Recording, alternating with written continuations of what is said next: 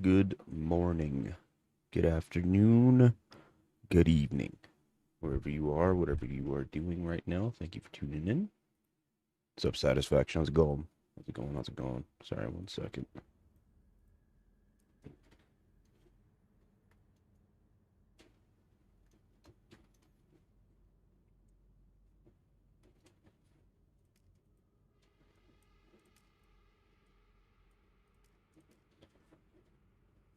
Oh, what's up, LL? How's it going? How's it going? How's it going? How's it going? One moment.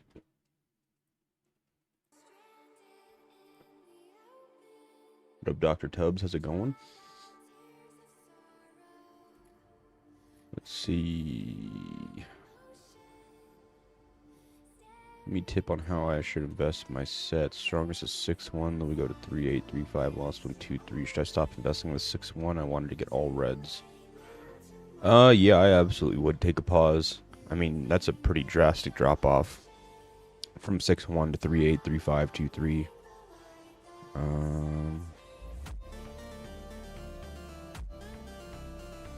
Yeah, I would start with at least a 2-3 and get it up to like a 3 minimum. Just because something is debuffing in the field doesn't mean that it should just be dying for free. So, I would go 2-3 and get it up. Let's see. Yeah, this one. I would get this one up to at least like a 3 mil. And then I wouldn't lead with Julian. I'd actually lead with Bodala. So then you actually get the skills talent tree. Faster rotation on rage. You get more of the procs for the debuff. Yeah, put Bodala in lead of Julian. Get this armament set up to at least 3 mil. Targeting 3.5. And then I would get all of them to 4. I would start with these two that you're using actually for damage. Get them to 4 mil. And then get the other one up. What's happening? You awake? I mean, it's 9:30 here. Or 9:50, I should say. 9:50 a.m. Yeah, there's just nothing much happening right now. Where I live, let me pull it up real quick. Yeah, we have a red flag warning until 2 p.m. tomorrow because we have like extreme dry heat and the air quality is like really poor. So it's just like perfect conditions right now for fires to start, and there's already fires that are in some of the neighboring states around us. So being outside, going outside, doing that kind of thing just isn't ideal, especially if you have like allergies like I do. So there's not too much to be doing right now. Everyone's kind of just chilling. So yeah, why not? I got some time. Z, there is a debate in your Discord server about whether Sakura needs first skill or second transcended for field. I mean, technically speaking, you need both. You need first and second skill transcended.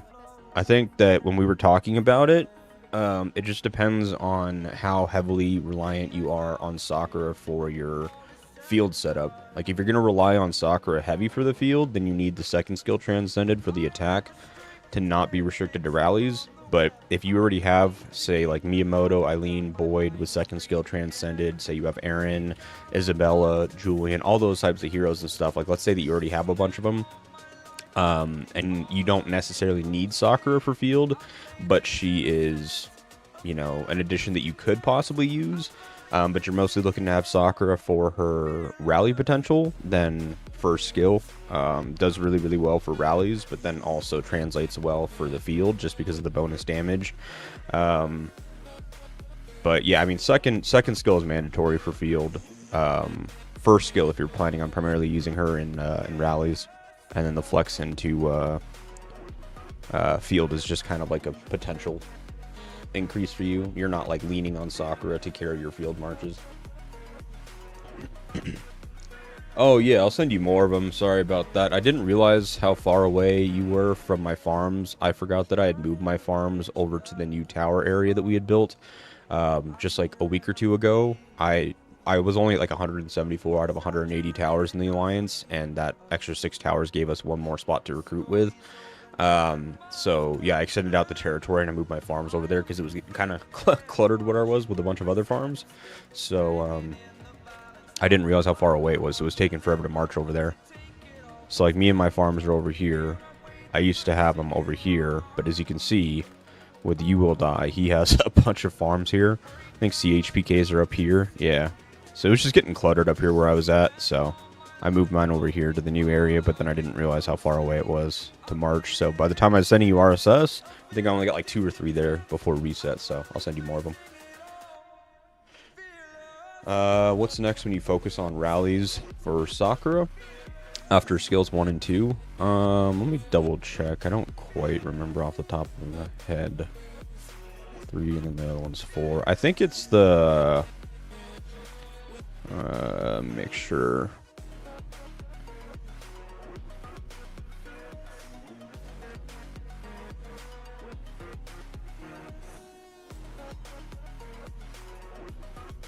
Yeah, so you get an extra 2% rage regen here and 10% defense, but that's not, like, that's nothing compared to 10% HP. 10% HP is actually massive. That's over 1 part. That's, what is that, 1 part's worth of HP? It's 1 part, 11%? 15%. Yeah, so it's 2/3 of a white part that you get in terms of just, like, raw HP bonus. And then on top of that, you get this bonus 8% squad damage reduction when your squad size is below 50%, which obviously with rallies and stuff like that happens a lot if you let the rally run. And 8% squad damage reduction is 1.5 red hones for squad damage reduction. So this is actually a huge upgrade for rallies. So I would go, if you're doing rallies, I would go 1st, 2nd, 3rd, and 4th in terms of like the order. Yeah, no worries. Also, I found that getting in TC, like rank 25 to 50 is the way to go. Competing with whales is a no-go. Using like 300 files to get 30 to 20 is really good. Yeah, if you're playing the slow game, for sure. The hard part is that when you're someone like myself and the Alliance depends on you to have the new heroes for Garrison and stuff, especially Infantry Garrison, I don't really have a choice. Syndicate. Oh, shit. Hello, hello. What is that? Subscription on YouTube. Thank you for subscribing to the channel. And welcome to the Knowledge Syndicate. Z, I use Kong as a main beast. I'm building him with OCs. I sometimes do Garrison and Rally too. What's the best assistant for Kong? So I mean, if you're using him for Rally and Garrison, right? Like, I hope that you're using him behind Pango and Bull. But in terms of like field, if you're going to be using Kong in the field and you're using fire OCs, there's a few ways you can go about it. Kyron Kong is the best fire pair for the field, but obviously that's very expensive. If you don't want to run Kyron and Kong because it's expensive, or if that's like a goal down the road, then you can do things actually like a Kong and General Crab, if General Crab has combo chips. And the reason for that is that excuse me, the reason for that is that the 3rd skill, in terms of support on a crab, makes it to where your combo can actually trigger a second time for with a 30% chance.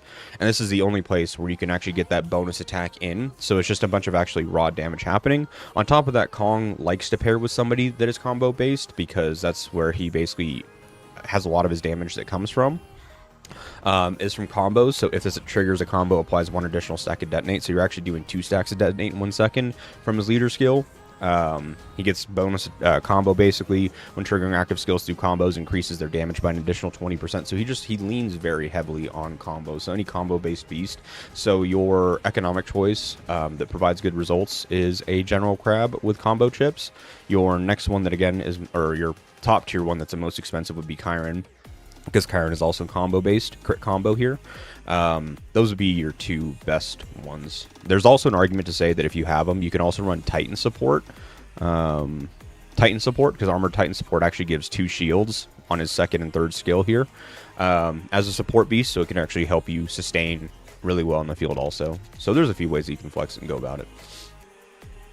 So is she good? If she is part of your main damage field to go for skill 2, yes. If you have Sakura and your primary goal out of her is that you're like, hey, I actually just really need a hero that does well in the field, and Sakura just happens to be one I'm targeting, then yes, 2nd skill is absolutely mandatory. But again, if you're already running like, say, Isabella Boyd, Julian, Aaron, Bodala, Claude, Miyamoto, Eileen, that type of thing, and you you already have a solid setup for field, and you really just want to improve your overall rally performance. And then at that point, the first skill is best to transcend, because it'll still translate well to doing well in the field, but it's mostly towards basically the damage increase and potential on your rallies. But that first skill still does translate to field. Oh yeah, no, I absolutely agree. In terms of going for places or top 30, or no, not top 30. What am I talking about? Top 25 to 50 for Splendid Steel. I agree. It's definitely like the best way to go about it. I just don't have that luxury, unfortunately. One more question: if Sakura is not fully transcended, is Jin also good with her? Or only when she is fully transcended? She mostly shines when she's fully transcended, regardless of who you have her with. I don't think that Jin would be a problem either way, whether she's fully transcended or not, because the reason why I use Jin is that infantry doesn't really have many support heroes for their rallies, or secondary heroes for their rallies to put behind Sakura that really just improve her overall performance. You can put Stella, but if you're like a flank rally, like a second or third rally on a tower, an AR, or a counter rally, for example, Stella needs to be directly targeted in order to proc her war wheel stacks and stuff, and you're just simply not doing that. And so Jin helps in a lot of ways, where he has rage regen for her, he has very high like attack stats. I think it's like 63% attack and 63% defense that he offers. He increases the rally size, which increases the overall damage output and survivability, so it actually complements Sakura fairly well, while we don't have, you know, a good secondary support for her. So once a whale, always a whale. That's, yeah, unfortunately, that is probably true. I used 42 DS chests for superb equipment. I'm wondering if I should have saved 100 of them to get my first troop skin. Which of the two do you think offers the best value for money?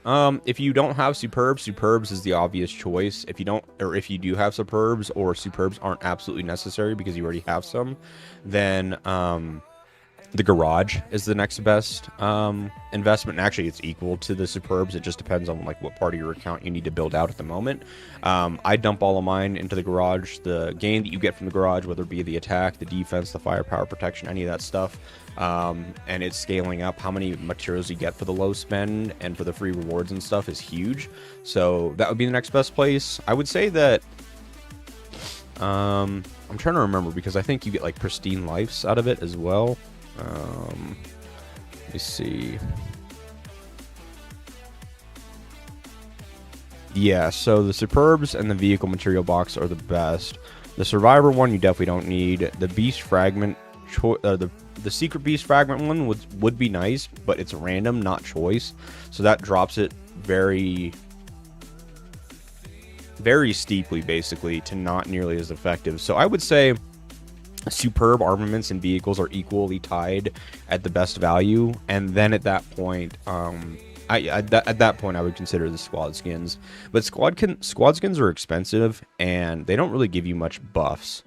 But they are cool to see. Some of them do give good buffs. Like some of them I think have like 1% HP or something like that we have on some, like 1% HP here, 1% HP here. But those are mostly like the collab ones. The normal ones that you can get usually offer like defense and stuff, defense and attack. So you get very minimal in terms of stat gain for how expensive it is, but they are cool to see and have. Like I wouldn't argue with that. What skill tree talent should Nova have? I don't have Nova built out because I just simply don't have Nova.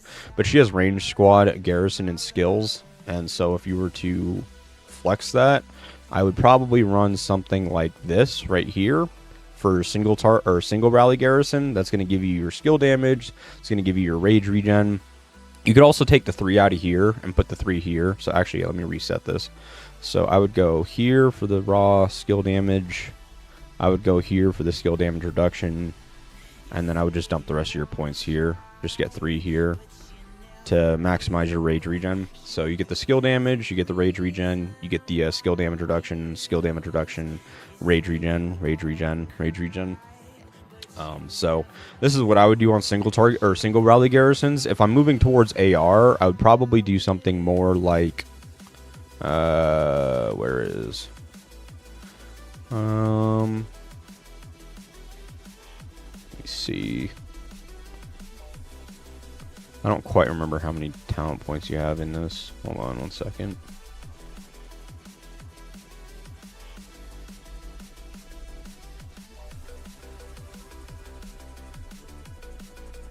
Yeah, I'd probably do something like this, where you have the raw damage reduction when you take multi-rallies, like an AR. This is guaranteed to proc, so this requires you to be flanked. But in AR, where you have 2 or 3 rallies happening, the second and third rally count as that, so you get a raw 8% damage reduction, 16% skill damage reduction, 6% skill damage reduction. You get raw skill damage. You don't have to wait for a skill damage or rage skill to proc in order to get it. Raw skill damage, and then you get some rage regen. Probably flex something like that. I have Aaron 5132. Oh, should I awaken? Yeah, I think Aaron's one of the best heroes that you can actually flex and have for any troop type in March, so I absolutely would. Okay, then I will get him slowly. My Stella fully transcended, so no hurry. There you go.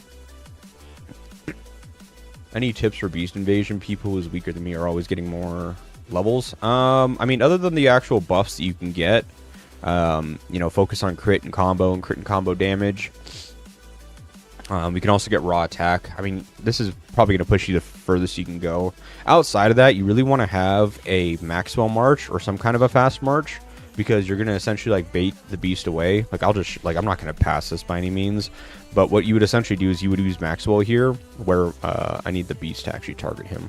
It's like a 50-50 between this March and Maxwell.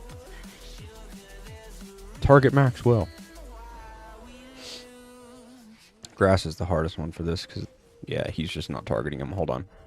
I have to get him to target Maxwell. And he's just simply not doing that, huh? We're just going to do that while I'm streaming. Watch, he's going to switch. Yeah, so what he did right there where he switched to Boyd, I need him to do that to Maxwell. Because what you end up doing is you wait about 3 to 4 seconds. We'll get it eventually. I don't know just like why he's just deciding not to here. There we go. So he targets Maxwell. You wait for the beast to pop up, and then you move Maxwell away. And then that baits out the beast itself. And you can just kind of like run away and then turn around. And then that gives you the best chance, because during that time, basically you're dealing a bunch of damage to him. And that gives you your best chance to actually like beat the round and push further. So if you have a fast march, then you can just bait out the beast and kite it. And by kiting the beast, you can actually push a lot higher. Hey Z, how important is the element reduction of the beast chips? It feels like it would be the last one to max out, but wanted to confirm with you also. Yeah, so if you're a rally or garrison, the brain and the spine is the most important one to max out. If you are a strictly field player, the arms are the most important ones to max out, which then, yes, puts the legs to being the least impactful one. And yeah, the element reduction one, you could pretty much just keep that at the minimum one. You could do the other one for crit damage or counter damage or combo damage reduction. You could do that fifth and then just do the element reduction for the last one. So for field, you would do arms, brain, and spine, and then legs. For rally or garrison, you would do brain and spine, arms, and then legs. How to inherit superb arms and use superb arms. So you have to have the inheritance chips. And essentially, you would just go in, you would pick the piece that you want to use. So, like, let's say, for example, I wanted to inherit everything in this Marco backpack. You would just go manage, inherit. You would click on the item that you want to slam into that piece, and then you'll see that it's all going to transfer there. So this is the piece that I want to put it into. This is the piece I'm using for it, and then you would just use an inheritance stone here, and it would transfer it over.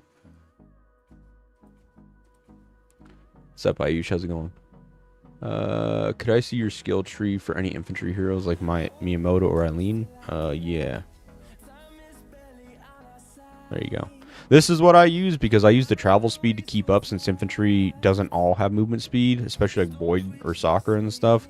And then here, this also helps because it reduces the enemy travel speed, so that helps to make sure that my slow marches can keep up. So I could take these points and put them in something like more survivability. But this makes it to where I can actually keep up with marches, and I slow them down to actually make sure that I'm able to hit them. Because if the enemy is just running away from you 24/7 and you can't keep up, then it doesn't really matter how much damage you're dealing.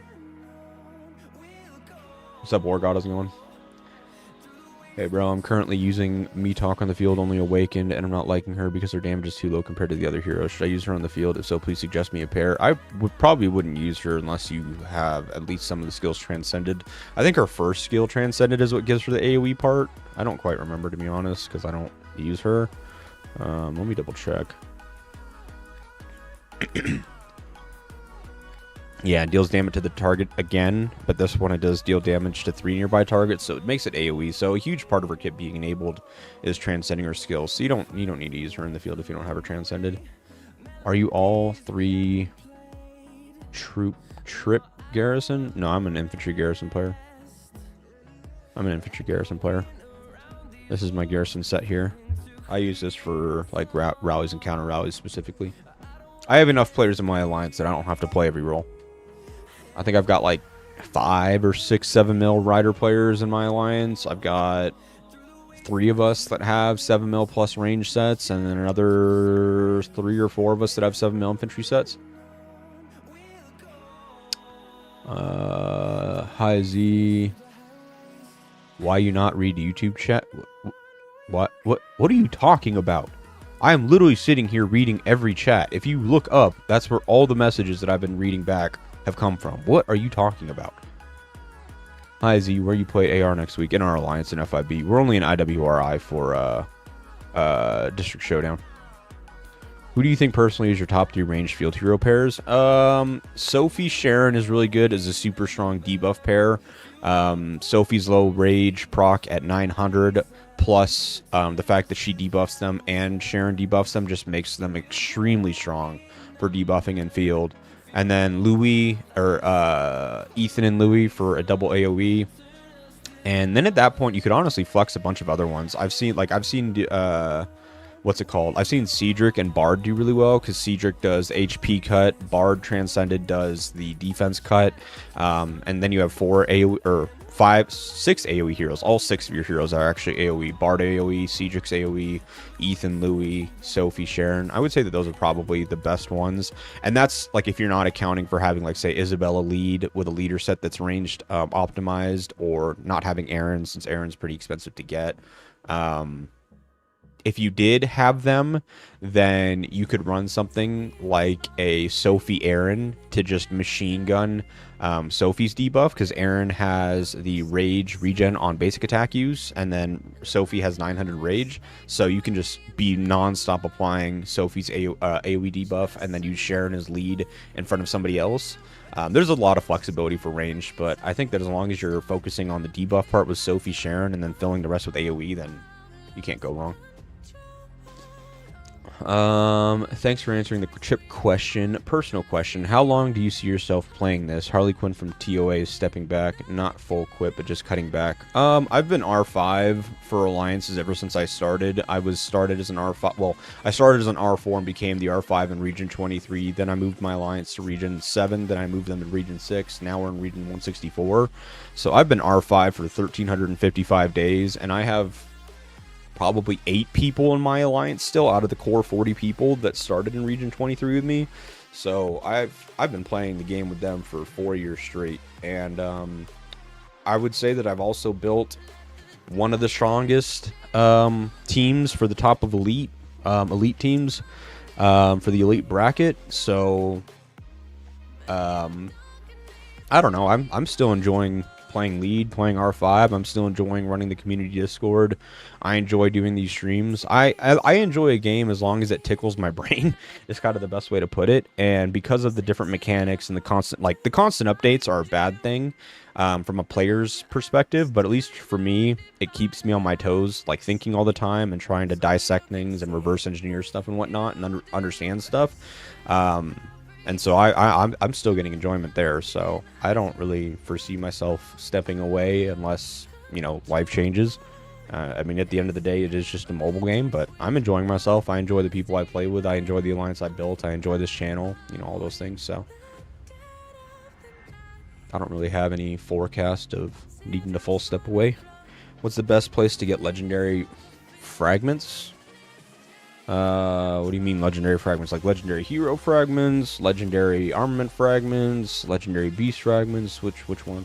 If we transfer old superb arms to the new one, then we will have the red hones that we already have to new arms. Correct. Yeah. So you'll transfer all the hones over to the new one, and it transfers everything except for the rare hone. So basically everything that you have in these 4 slots will transfer over. The rare hone won't. And then you take the original piece that you have, and you would essentially go into your backpack, go to your armaments, and then find one of them, and then you would click this reset button here. And what the reset button does is it's going to spit out all of the pieces that you used to upgrade the previous one. So you can see on this one I have a 3-star, so it would give me 6 pieces or 6 copies back. And then you would use that to upgrade the armament that you have, that you transferred the hones to. Do you think it is worth to transcend Metalk or being a Metalk for sure? Chasey Metalk is destructive from what we've seen so far to Rider and ranged garrisons, and Metalk Rubina is destructive to infantry garrisons. So yeah, I would say you probably get more value in its current state out of Metalk transcending. What's up, brother? Like rare collaborations beasts, can you upgrade secret beasts by dismantling regular legendary beasts? No. No, you can upgrade collab beasts with the normal rares, but the only way to upgrade the rare, like the epic ones or whatever, like Pluto and Chiron and stuff, is just by getting more copies of them. You can't use any other beast. Yes, with the exception of rare hones in the 5th slot, correct. What is necessary to participate in the alliance with you? Minimum T6, just because like we fight top of elite and flex into Apex. So I can't really take anybody less than that. There might be an exception for T5, but I think that's at the player's discretion on if they actually like want to play at that caliber or not. If you're fighting against a bunch of other maxed accounts, being T5 is just, it's a terrible experience. Other than that, I kind of have recruiting on pause at the moment because we recruited a bunch the last 60 days. And with the new matchmaking system, we're kind of just assessing where we're getting match made currently. Okay, so Liz, background on my account. I am 177 mil only with 1.5 mil infantry troops and 400k of the others. I want to be a rally main. I have a full superb set at 5.6. I have 8.5k files to use to get first place in TC. My issue is I don't have Stella. Is Miyamoto a good option to assist for rally? I'm also fearless. Yeah, Miyamoto is perfectly fine to assist in rallies. I use Master Jin. Personally, so I run Sakura, Master Jin, but Sakura Miyamoto would be totally fine. I've actually seen Sakura and Louis work really well because Louis' skill damage multiplies against the flat infantry damage that Sakura gets, and he has high rage regen and a circular AoE. So I've actually seen Sakura Louis used in some of our brackets before. Sakura Miyamoto would do something very similar. Sakura Jin, if you can run that, things like that. You have a lot of flexibility there for sure. You're up early? Kind of. It's 10 o'clock in the morning. I'm on early. It's the best way to put it. It's not too early here, but yeah, definitely on earlier. We have shitty weather going on right now. It's like 95 degrees, super dry heat. The air is stagnant, and we have fires in states around us, so our air quality is pretty poor right now. So I just don't want to go do that. Soon to be ranged garrison. Yeah, ranged garrison. No, ranged rally is coming up next after the infantry one. Ranged won't have a new garrison until the beginning of next year. She's a beast, fully transcended. She absolutely is. Yeah, I'm holding legendary things like 1100 or frags. I got 1150 waiting for new infantry and collab infantry. Hopefully no leader ones. Yeah, I'm kind of interested to see what they do with collab, because there's an argument to say that it will be a leader one, but I feel like we need an infantry one. I'm more so interested to see if whether we get a physical, water, or a fire collab beast is my biggest question. Metalk is the best lead from what I've seen. Yeah, Metalk is great. If you can get her transcended and use her, she's awesome. Only with Arena. Would Chasey really want her support because of how Chasey's rage score works? Yeah, correct. Who is a better field hero between Felix and Janet? I think that there's arguments to have either or. Felix does a lot of single target damage, and he provides, like, you know, self buffs. Like, I think it's like 18% rider damage that he provides. He reduces his skill damage done by the enemy hero. So he brings like good utility to his march. Janet just brings like her raw AoE is her biggest factor. So but at the same time, Felix doesn't really restricted to being used with certain heroes. Janet is restricted to being used with heroes like Felix or Aaron. Bina, you can flex in Elena. Like, there's certain heroes that Janet goes with, but Felix kind of just goes well with anybody. So, I think a bigger question to that is, like, how restricted are you in terms of, like, other heroes to pair with them? Felix is the one that's more adaptable and more versatile to use in any March, whereas Janet provides the AoE. So it kind of depends on, like, what's more important to you in your current state. I have a Boyd with first, second, and fourth skill transcended. Should I wait for a new hero, or should I fully transcend Boyd? Not a big spender, though. I wouldn't say you necessarily need it. I mean, like, Boyd being fully transcended is mostly operated around his, like, his shield health that he gets from his, like, 4-star whatever weapon, where he gets up to 30% shield bonus. His third and fourth skills are so negligible in terms of, like, their actual performance. Like, their transcending isn't even really necessary. And then obviously you get the portion with here where the reduction in damage taken goes up by 12%, so that's kind of huge. But a lot of that, again, is more tailored towards just Garrison. Like, if you're a Garrison main for your team and you use Boyd 100% of the time, then I would say it's worth it. But I mean, we're around the corner from having the new infantry Garrison hero, so I'd probably just wait to see what comes first with that, and then make your decision at that point. Because the last thing you'd want to do is invest in a Boyd now and then get FOMO because you don't have anything to upgrade the new hero that you might like even more. I am a free-to-play. Yeah, it's still kind of the same thing, Shadow, right? It really just depends what other heroes you have available. You know, if you're free-to-play, the answer is probably Felix, because then he can flex with, like, any hero, any other rider hero that you have and have a good pair. But if you already have other solid marches set up and you just need more AoE in your 5-march setup or whatever have you, then Janet. So, what should Cedric's skill tree be for rallies? Oh god, that's a good question because I actually don't. I'd probably just keep it like this. There isn't really anything over here that's absolutely necessary for you. Just get the raw skill damage, get the raw skill damage, get the raw skill damage, and then the rage regen. If you're a flank rally or counter rally, or you're not intending on tanking, then the double-edged sword is totally fine to take because you're not actually just straight up tanking a tower. But if you are tanking a tower, then I probably wouldn't take this for taking bonus damage, and I would take these 6 points and probably move it something like here for the bonus 6% attack, and maybe 2 points in the 2 points in the defense there. Or you can get just even more attack here. But yeah, if you're using ranged as a second or third rally in AR or a counter rally, then you could just go here since you're not taking a lot of skill damage intake. But if you're tanking, like 1v1 on a tower, then you could skip this and just take more raw attack or more survivability. Felix and Chasey have been used in rallies, Garrison, and Enfield. Same goes for Sophie and Ethan. Who do you think was this versatile in infantry? I'd say Sakura, because I use Sakura in Garrison. Sakura's amazing in the field, and Sakura's obviously pristine or perfect for rallies. Outside of that, I'd say Miyamoto has flexed for a long time. You know, you could use Miyamoto with a skin in Garrison. Safe Me was doing it for a while. You could still use Miyamoto for support and rallies. And Miyamoto is actually still, you know, pretty top tier for field. So I would say, yeah, those would probably be the main two in terms of, like, fighting performance. In terms of just like what they bring to the table, I'd argue to say that Julian is super good. You can't use Julian in rallies or garrisons, but it's less about that and more the fact that he just provides an attack, defense, and HP cut with his toolkit, which is pretty much like what Lee has. So Lee being right here, where he had an attack, defense, and HP cut by 35% for 2 seconds. Julian kind of took that and put it on crack, where he gives up to 50%. On multiple heroes, same thing for 2 seconds. For 4 seconds. So, yeah, I'd say Julian in terms of like field utility and like what he brought to the table and the increase in performance for his other marches, Julian does really well. But in terms of like just like raw versatility for different roles, Sakura and Miyamoto.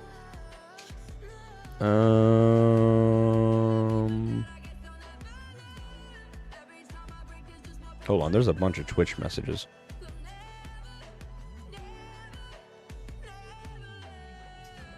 Saying weather is horrible right now.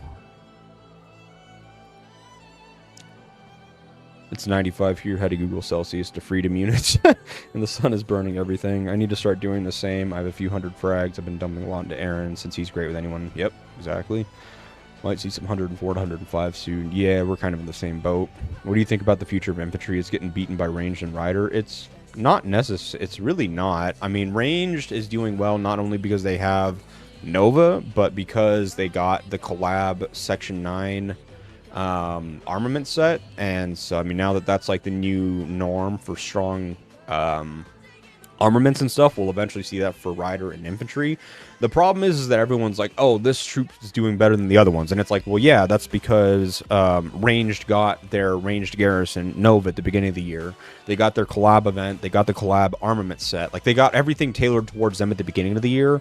But then as the other troops get that, then it removes that gap between ranged and the other sets, or the other troop types. It's just that whoever gets it first gets the advantage of having it first, and then that advantage goes away as the other troops catch up and get theirs. Everybody wants to argue and say, oh, I should have mine first, I want the advantage, but you're at the mercy of the roulette of whatever they choose, right? Ranged happened to just get the fucking insanely strong beginning of the year type thing.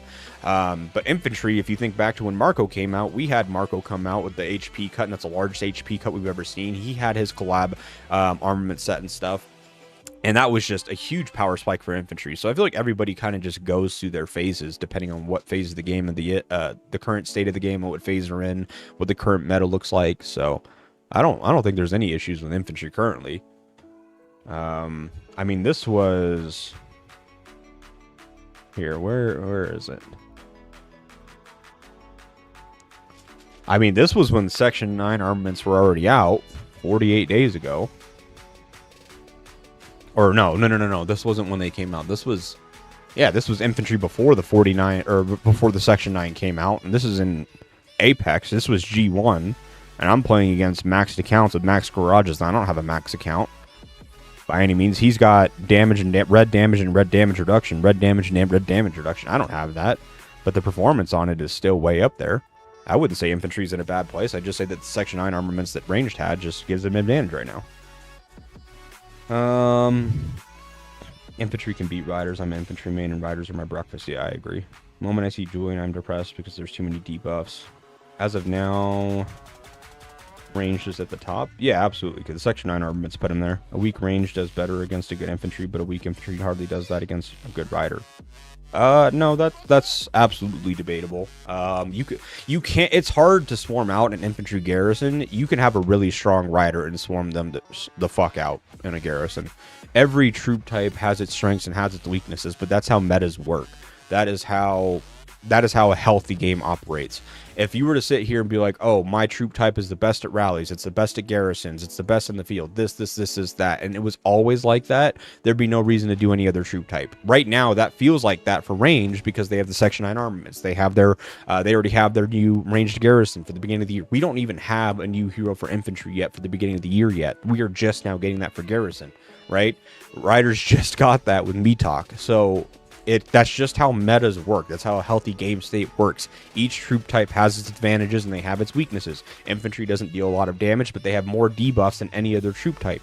Riders, they have high mobility, so they can outrun, you trying to stick to them. Ranged has high AoE, but has the by far weakest HP and defense base stats. Like, that is just simply how you build a healthy game. You cannot have one troop type that excels in everything and stays there 24/7.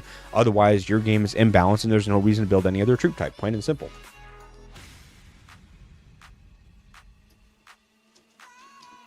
I'm working on armament set. Should I stop?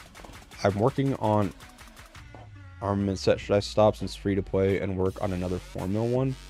I would get all your armaments to a certain baseline. Like, if you already have one armament set that's, say, at 5 mil or 6 mil, then you don't have any reason to keep pushing that one. I would push your other armament sets. If you're free to play, I'd probably target like 3.5 mil minimum before setting it out into the field for your other armament sets.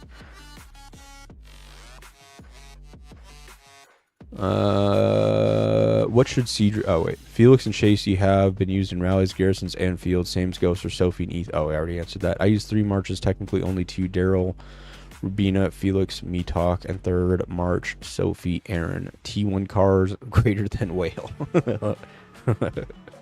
Yeah, T1 troop farming is fun. Cannot deny that. Holy shit, 500 frickin' roses or whatever have you. Thank you, sir. Too kind. Can I gift you some as well? I only have you can get 10. I don't have many of those. I'm sorry. I appreciate you though. Huh?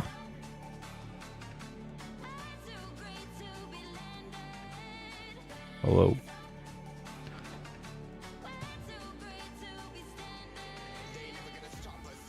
Which is G-Store in-game account so we can open a group chat all together. I'll add to the chat. I don't know what the... Oh, there he is. Oh, no. There you go. Hi, Z. I did make the Boyd Isabella pair, and it's actually crazy. I did make some more changes, too. Am I doing any mistakes? Yeah, sure. Let's take a look. Yeah, it is crazy how good it does, right? I would move these heroes that aren't skill tree talents into support positions if you can warrant it. Like, I would put Soccer in front of Julian. This one's a bit harder with Claude because I know that you have a leader set, so you can't just automatically put Bodala there. So this one you could probably leave the same. That's probably fine.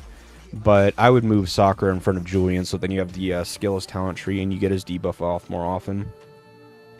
Other than that, it all looks good. There's nothing wrong with that. Damage. Yeah, that looks good too. 2018. I would take a pause here, get 12, 12, 12 across the board on these before pushing those up further. I would actually go 12, 12, 12, 12, get this one to 20, and then come back and do 16, 16, 16, 16. Other than that, as long as you don't have a bunch of rally and garrison homes, then... Yeah, I mean, everything else looks good. No issues there. This all looks good. Combo, crit. Yeah, everything looks good. Good shite.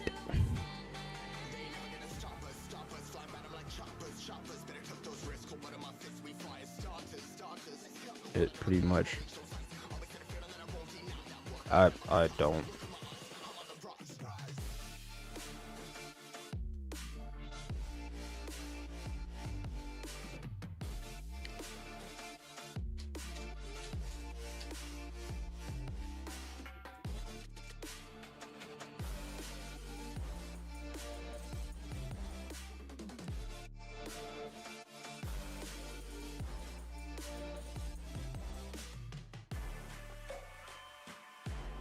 I don't really know what's happening there.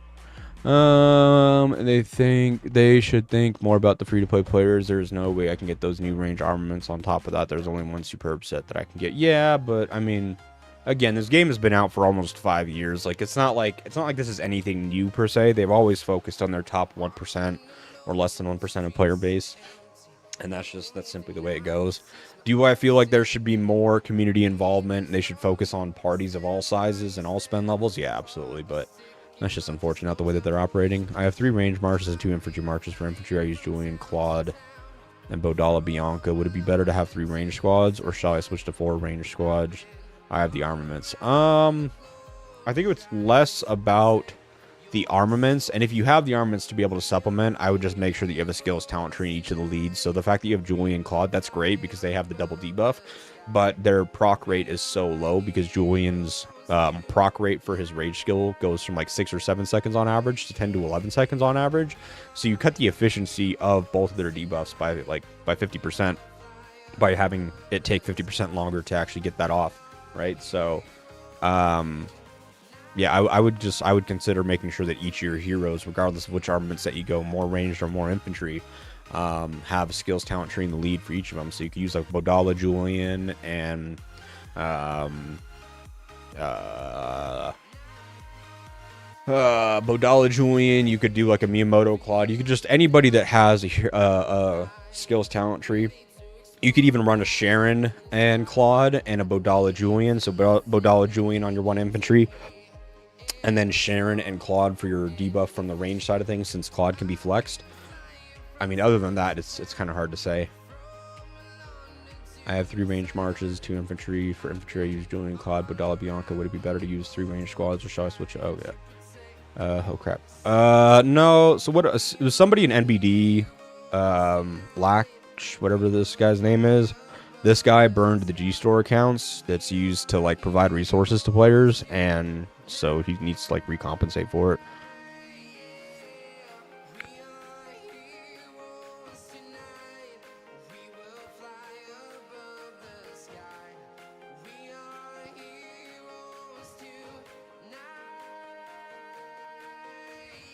Yeah, we're not.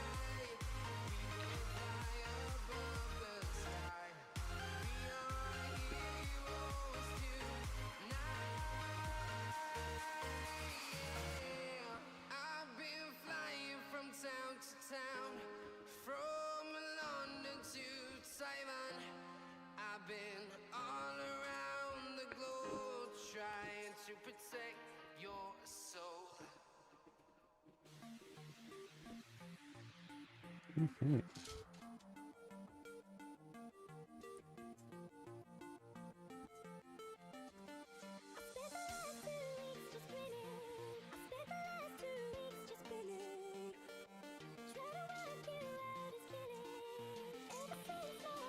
I don't know, man. All that shit's below me. Or like outside. I'm just not involved in any of that. What is this?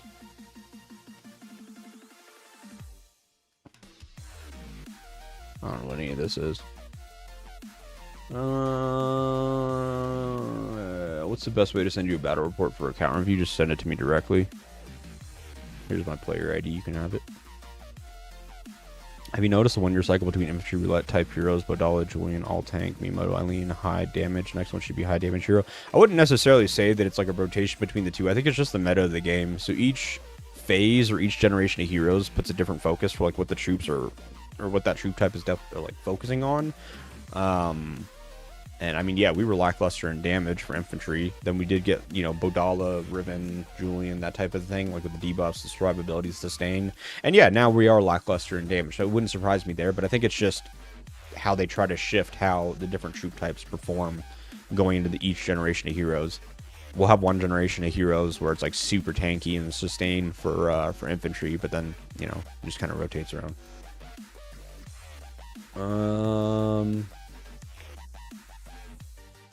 I would probably just push the Superbs, Piao. I mean, Superbs are just like, they're a long-term investment, but it's something that you're going to use forever on your account. It's worth pushing for. Can I show you AOD report in game for any advice? Yeah. Also, have you read the new matching stuff? Now our kills are going against us. Yeah, no, that's honestly that's the exact matchmaking system I was asking for a long time now. Is that fighting alliances should fight fighting alliances, and non-fighting alliances should fight non-fighting alliances. There's no reason why farmer accounts and farming teams are putting their alliances together to register with enough might to go into Apex for free rewards. If you don't fight, if you don't play, then get matchmade against other alliances that don't. And if you do fight and you do perform well, it's more fun in the event if you fight against other alliances that are the same way. There's nothing worse for an event than getting registered for, say, like AR, and you go in and one legion or two legions are stacked with active alliances, and then the other two legions have two active alliances and four snooze fest alliances in their legions. It's the easiest way to ruin an event. So matchmaking based on performance or performance-based matchmaking is a huge positive. Oh, I copy and pasted it into the YouTube chat. I'm sorry. I didn't put it in the Twitch one. I totally spaced on that.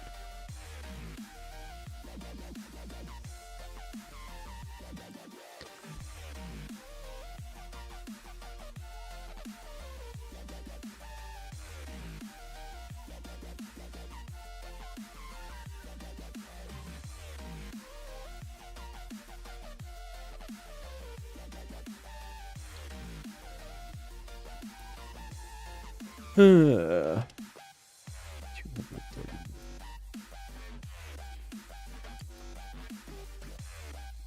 328 million.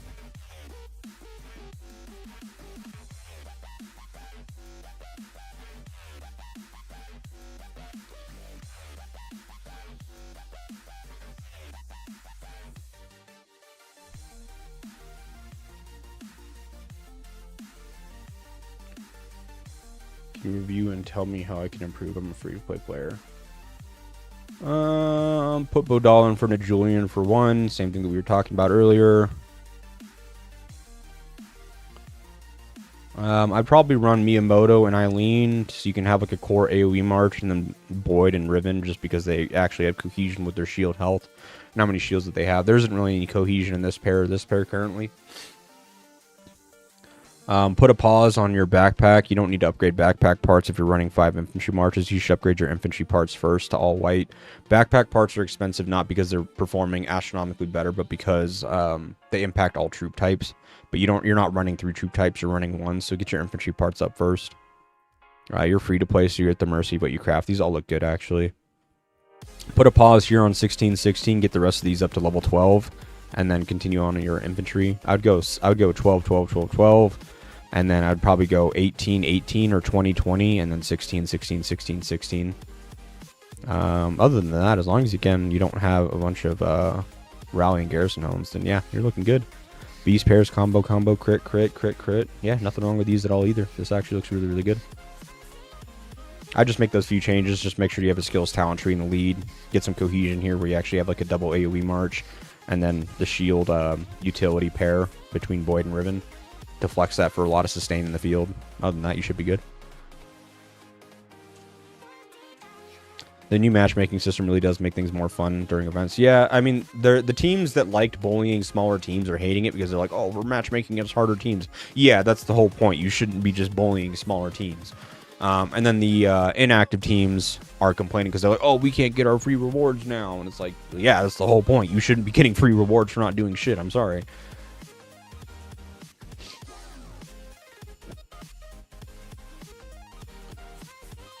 I'm a free-to-play who has 3 years and the VIP level is 13. Do you suggest something to change this? No, there's nothing you can really do about that other than being in an alliance that's more active and has a lot more spenders because you get more VIP points from the actual gifts. So, yeah, you can see just more VIPs come from the gifts themselves. So if you're in an alliance that does a lot of spending, you can level that up faster. Other than that, there's not really anything that you can do.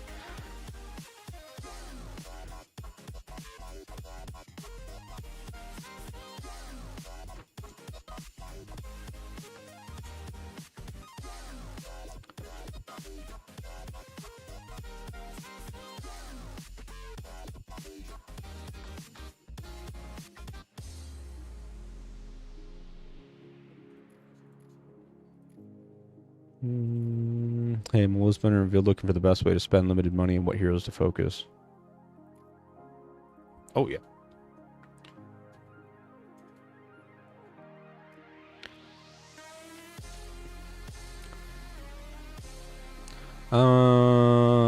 Let's see. I mean, you're so early in your account that it's kind of hard to provide like what you should be doing. I think that your biggest focus where you're at with 35 mil in terms of AOD and 105 mil here with a new account, you're at 35 mil, you're at 100 mil total, which means you probably have a lot of troops and not much happening elsewhere. I'd probably put a pause on trading a bunch of troops. You have good combo crit setups and stuff like that in beasts, but your armament sets, yeah, like I would only be running one march in the field currently, and that would be this march here.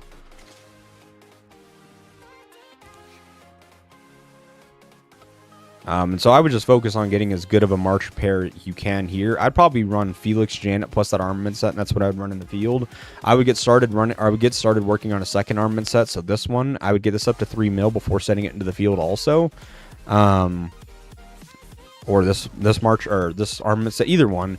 I would get the next armament set up to 3 mil to 3.5 mil, and then use it in the field. And then at that point, you could start looking at hero pairs. Considering that you're only running 2, I'd probably run like a Felix Shannon. It looks like you got Rick up. So maybe Elena is the next best one for you. You don't necessarily need Daryl. Daryl doesn't have a bunch of damage output. You can work on Claude over time. You'll want to work on Claude when you start working on your 3rd march for sure. To debuff and then buff your other 2 marches that you're operating with primary damage. But Elena would be good. Chasey would be good. Yeah, either one of those, and then you could just run a second pair that's like, say, Rick and Elena, or Chasey Rick, that kind of a thing. Yeah, I would your main focus point right now, TLDR, is to just start working on the second armament set, get it to 3 mil, and then start using that in the field. Same thing here. Put a pause in your backpack parts. You're not doing multiple marches. You're focusing on riders, so get your rider parts to white first.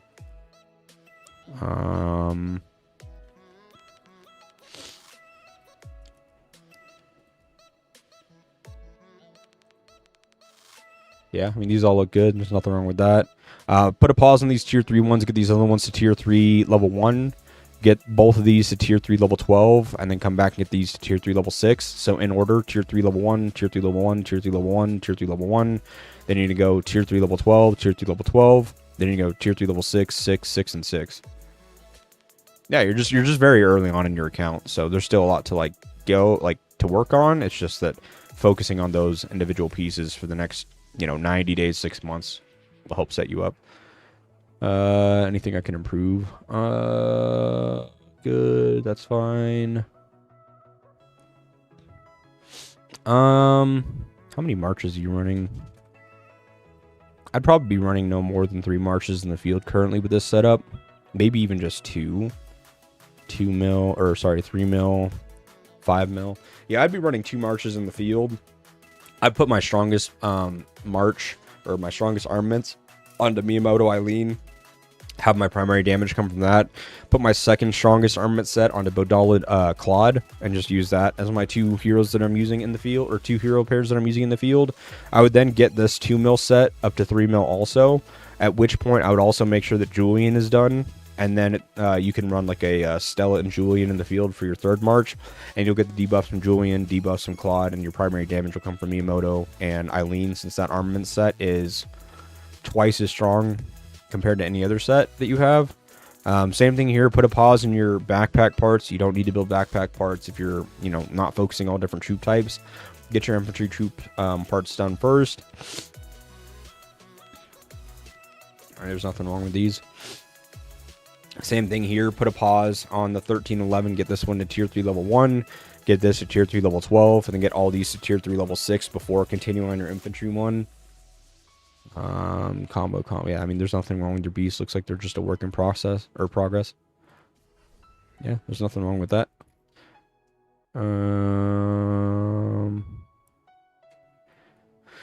But I want to run 3 marches. What is the best pair to run from this arena report? I play in lower G bracket, so I don't mind the armament strength. I mean, I get that. You're going to say don't mind the armament strength, but fact of the matter is that if you're sending armaments into the field that shouldn't be there, you're going to take a lot of extra damage. With this is close enough that I would still, yeah, you could run 3. That's fine. But this is good.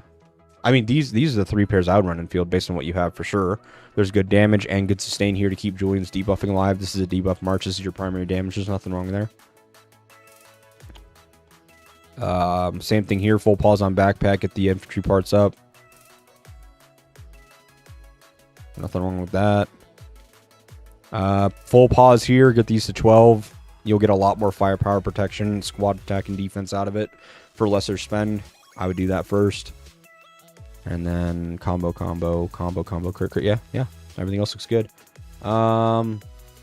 We're facing opponents with 2 to 3 T6s, and they just swarm us. We only have 1 T6, and I hate how T6 range does a lot of damage to T5 if you have better armaments. Yeah, that's kind of on you guys for matchmaking, though. Odds are that you're slam full with a lot of players, and none of them are T6. I would probably take assessments of who's active and who's not, and then the players that aren't active up to a certain threshold or point, I would probably consider dismissing them if your matchmaking is so difficult based on your current roster that you're not enjoying yourself. Otherwise, your matchmaking won't change. I'm in the process, haven't found 1 slot of swapping set of armory items from skill damage plus squad damage to skill damage reduction plus squad damage reduction. Is it already feels like... I'm in process, haven't found 1 slot. I'm in the process of swapping sets of armory items from skill damage plus squad damage to skill damage reduction and squad damage reduction, and it already feels so much better. Any thoughts on that? Only a ranged account. Yeah, I mean, range, for example, has the weakest defense and HP-based stats of any of the troop types, right? So anything that you can do to reduce that helps with your overall performance, right? When you look at a combat report, it's 2-parted. It's how much damage you deal and how much damage you take. That's going to determine the overall performance or end result of a combat report. So you don't want to just full focus on one part without focusing on the other.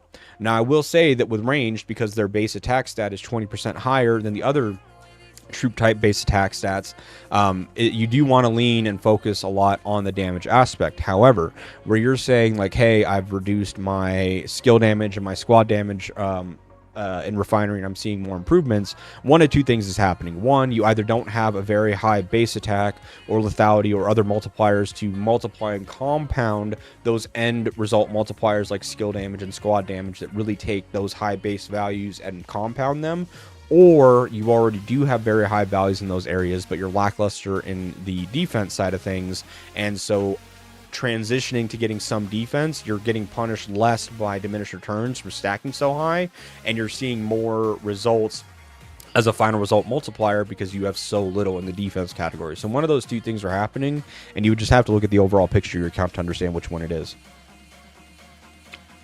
I'm building my superb armaments slowly. Meanwhile, I have red stats in my normal legendary armaments. I know it's tough. I wish that you could transfer the normal armaments to the superb ones, but fortunately, that's just not the case.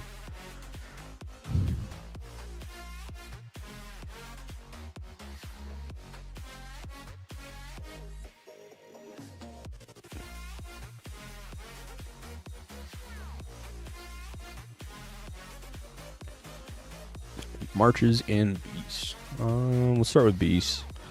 Combo, physical, crit. Yeah, there's nothing wrong with this at all here. Yeah, I mean that's fine. Yeah, that's fine. And you're vortex, right? Yeah. How many marches are you using in the field? Or you're using one, maybe two marches?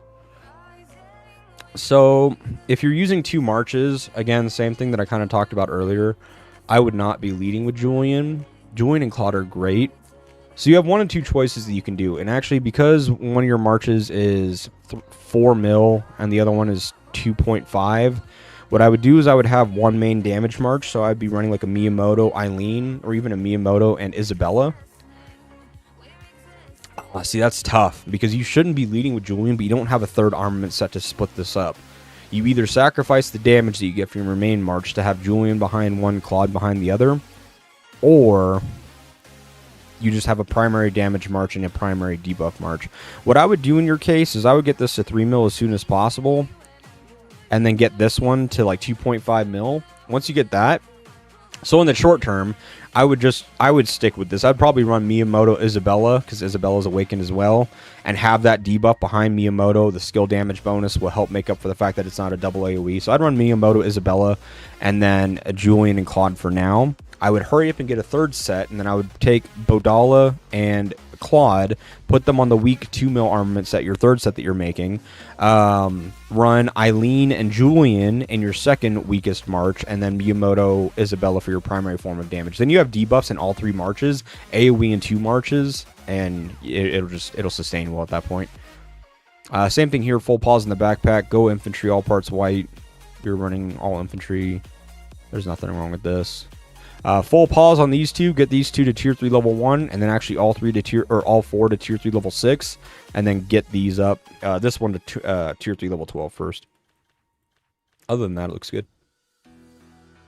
I love Secret Armory event when it randomly pulls a complete superb of your troop type. Oh, absolutely. It's a dopamine. And it's a gacha game, right? So, yeah, in general, my 2 main sets are leaning hard towards attack, 50 and lethality, 1100 plus. Yeah, so what it is that you're running into diminished return punishment, right? So I'll give you an example. When your lethality exceeds the enemy's block by 180, so that would be if they had 1,000 block and you had 1,180 lethality. For every 10 points of lethality that you get as an advantage at that point, so you're going from 1180 to 1190, in terms of the raw effectiveness and like impact that you see in the combat report, you only get 2 additional points of lethality in terms of damage bonus instead of 10. So your lethality went up 10, but when you look at the combat report, it only changes if you went up 2 additional points of lethality, not 10. So your diminished returns punishes you very quickly the more that you focus on something. And again, in your case, it sounds like you were so hyper-focused on the damage side, which is totally fine. You want to do that with range, but you're at the point where you can sacrifice, say, 10% of that offense and end up getting a 30% gain, just as throwing a number out there, in terms of your overall performance by putting that into defense and damage reduction, right? So it'll be a minimal drawback on your outgoing damage, but you'll see huge gains in the damage reduction and defense department through minimal investments there. Never got an infantry piece in there in 3.5 years of playing. Oh yeah, somebody there at IGG just holding down a button. They hate you.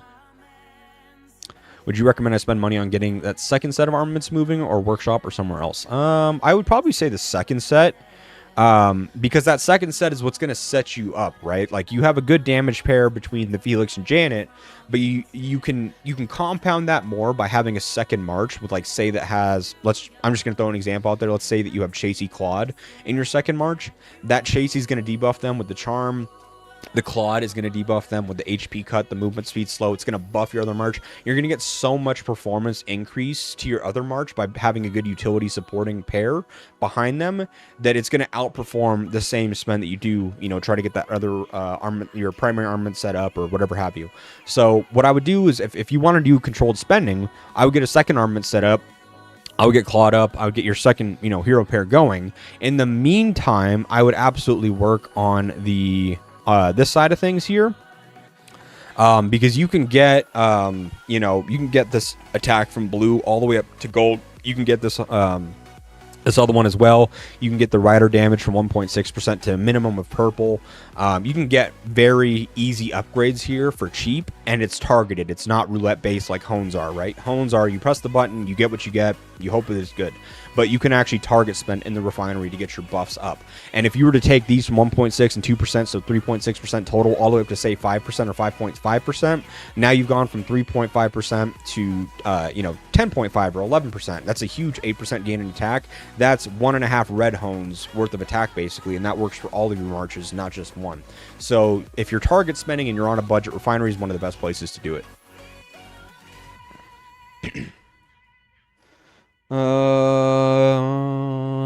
Let me keep going here. We're just kind of going up the list. Sorry, King. I was preparing for TC and have a small question. Should I upgrade my infantry garage or do others at level 5? I'm running all 5 infantry marches, so I was curious if upgrading the others at level 5 will give me more benefits rather than working on my particular infantry garage. Hero pairing if possible. Yeah, absolutely. The default answer is yes. Yes, you can take a huge pause here. The amount of resources that you'll take and spend to get this from 16 and 16 to 18 and 18, you can get all of these to at least tier 3 level 6. And it is a huge net gain in terms of firepower and protection. And those are your multipliers. Those are your force multipliers of your final damage or damage reduction and stuff. So the less that you need to spend in order to get more of those multipliers, the better it is. So you're at 16, 16. I take a full pause here, get all these to tier 3 level 6, and then all of them to tier 3 level 12 before then continuing on the infantry part. You'll see a huge spike. So let's just, let's do that, for example, in the math, right? So 16 to 18 and 1 to, we'll just call it even 1 to 6. So 16 to 18 brings you from 915 to 1099, right? So you'll go up, what is that, 184 firepower and 184 protection. But if you go from 1 to 6 times 2, this is 150 times 2 because you're doing two attacks and 2 defenses. So you'll actually go up 300 firepower and 300 protection in comparison to that 180. So you'll go up a lot more firepower, a lot more protection. That'll give you squad attack, squad defense for every 100, that kind of a thing. And that's just going to level 6. You push that to level 12, you go from 278 all the way to 658, right? You're talking 380 times 2, that's 760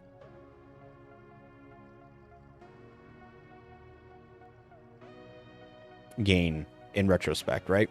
So yeah, it's so much better to just build it up in increments, and that's what I did. I got my defense all the way up to 20, then I got these ones up to 20 or 16 or something like that. Then I pushed it to 22, came back, got these to 20, got this to 23, and that's just what you do. You incrementally do it, so then you can raise the overall value.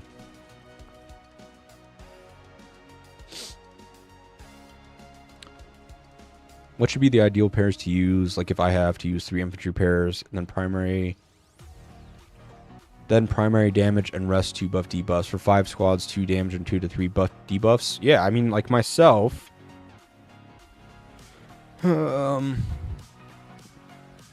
take Stella out here because I don't actually use Stella in the field, and take Maxwell out. This is I'm just using this setup because I was doing Beast marches and I need Maxwell for the Beast event or whatever it is, to kite the boss. But this would typically be Isabella Julian. This is a double debuff march that I use. I'm typically running like a Soccer or Aaron for my damage AoE damage march. I'm running Sophie, and it would be Sharon if I had Sharon for another double debuff march. And then I'm running a Marco Claude for another debuff march. And then here I'm using. Actually, might need to go to the field. It's throwing me off because my marches are all different for the beast stuff. Oh, I can't even see it. I'm trying to think. Who do I use Miyamoto with typically? I think it's Eileen. Yeah. Anyways, TLDR on that is that yes, you want to have 2 to 3 debuff marches and then 1 to 2 primary damage marches. It goes so much further that way, especially because the typical player will have something like a very strong armament set, and then their other sets will drop off pretty hard. So you want to play around that super strong armament set and just compound it by giving it damage reduction from Claude, reducing the enemy HP from Claude, reducing the enemy HP from Julian, reducing the enemy HP from Sharon, that type of a thing. I need to get Sharon done, but we have the new infantry coming out, so I'll do that after. But yeah, you want to have as much debuffs coming out as possible, because that's you're not only helping yourself, you're helping your alliance at that point, and that's overall performance. Can you do a beastly battle, or have you already reached level 90, bro? I'm at 99. I'm kind of at my limit at the moment. I get punished by the grass ones. The grass ones, the counter damage just wrecks me. So I should have saved one of my helps to push this and just max it out.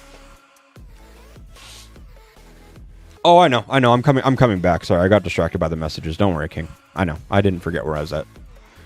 Let me go back here. We were talking about the garage. I know. I mean, same thing. Full pause in the backpack stuff. You're running 5 infantry, brother. You don't need to get backpack to white anytime soon. Just get your infantry ones up.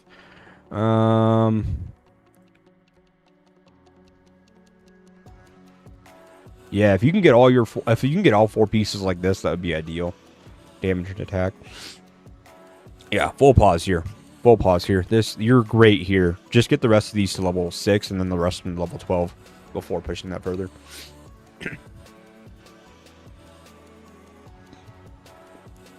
How many hero pairs are you running anyways? Maybe 4? I'd be running 3. I think I'd be running 3 in your case.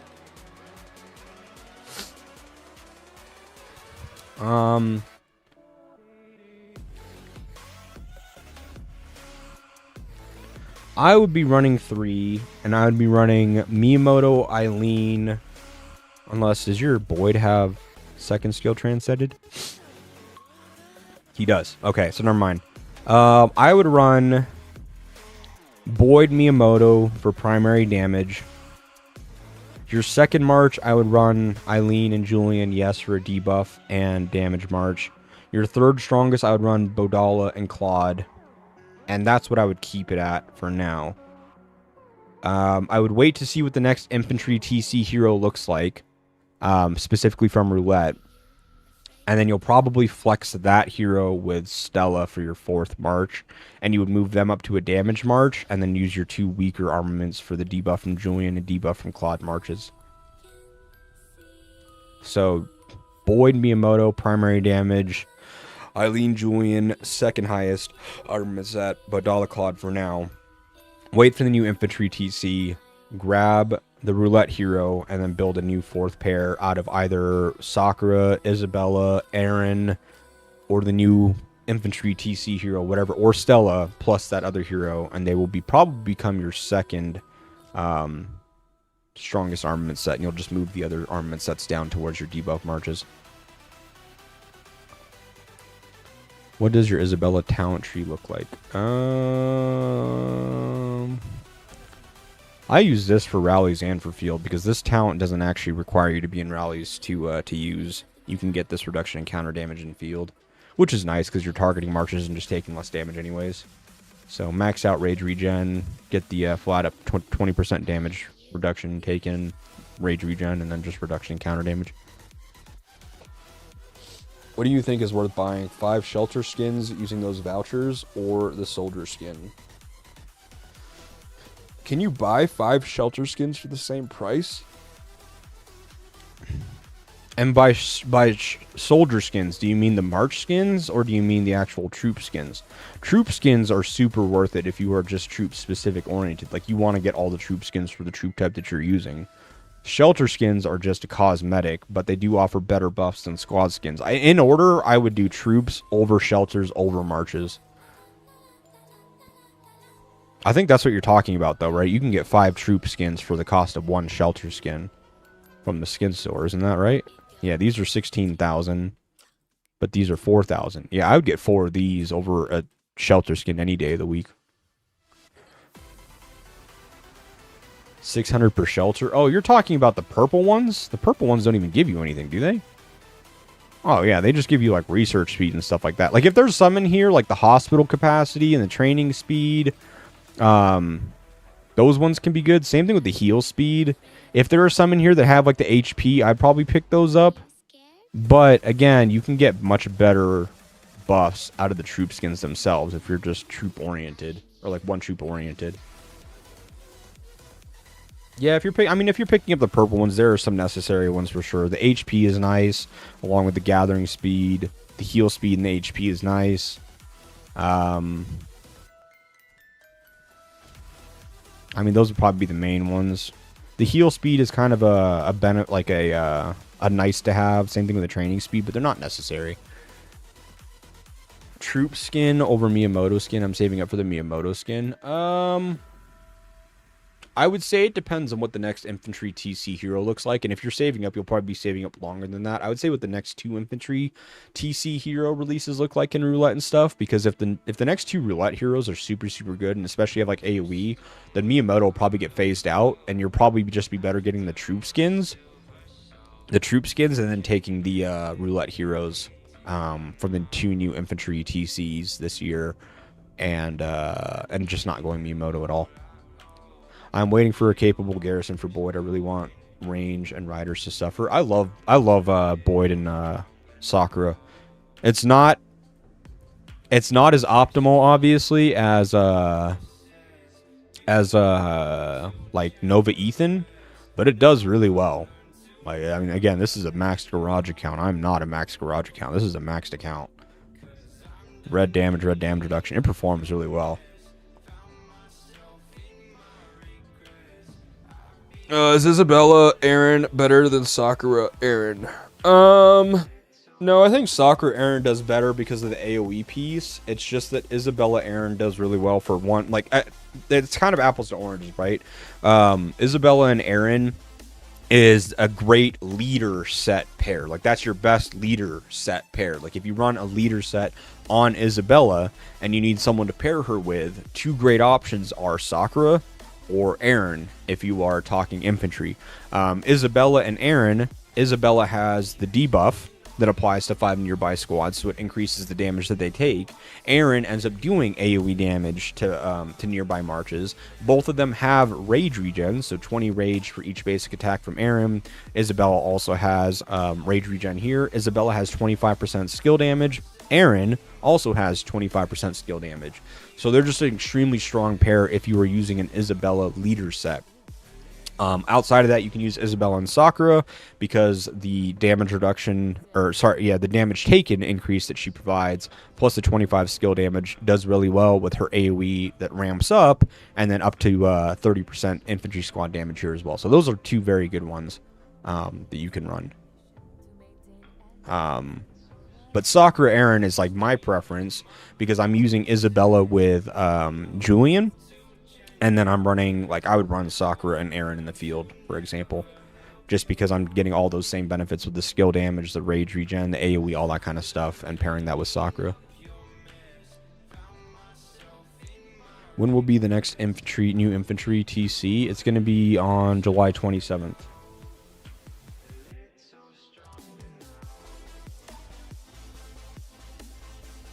You can make people suffer with Stan. That's crazy. Seen Isabella and Sakura on field. It hurts like hell on the field. Yeah, Isabella and Sakura do really well. Yes, there's a lot of cohesion there, for sure. What pieces do you still need for your refinery, bro? I have 100,000 gold material on my farms for crafting. Just things like this one. The one that we pointed out and I picked up a couple days ago. I'm looking for damage reduction, double defense, and then, like, so, for me, I'm looking for, I'll just show you. Grenade, chest, or vest, helmet with squad defense, basic attack damage reduction, skill damage taken reduction, or counter damage taken reduction, with squad damage reduction and defense. So this right here is pretty much what I'm looking for. One of those 3 pieces with any of these 4 and those 2. Roger, thank you. Yep, no worries at all.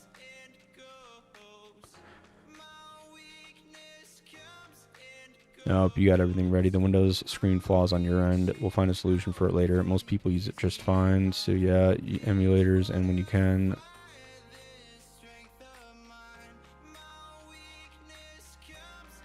If I'm going to use emulators, I think you need to implement the auto collect alliance gifts portion.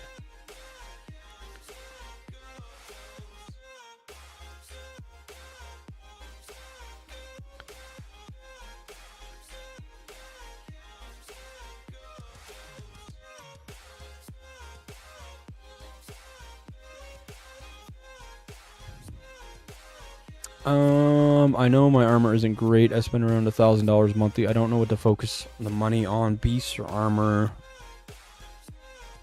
It's also important to mention that I let all my armor sit on the back burner because of my one set. Now that it's too much liking, I've switched to beasts.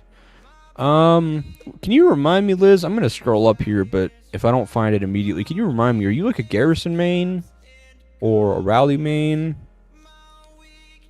or are you just all field? Background on my account. Here we go. I want to be a rally main. Okay, that's what it is. I want to be a rally main.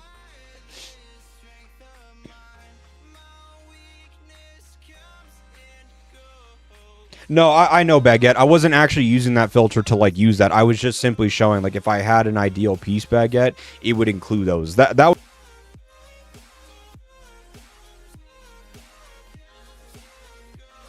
or sorry, this plus this in the bottom specialized section, and any one of these 4 on the top. I know I'm not actually going to use that to filter. That's why I didn't press filter. If I was searching for this, I would do this right here, take out the defense and filter it. No, I know. I was just telling him what I'm looking for in terms of combination. So it'd be any of these in the basic attributes section for any of these pieces. Obviously legendary, and then it would be a pair of the damage reduction and defense in the bottom. Trying to focus on rally. Yeah, I got you. I got you, Liz.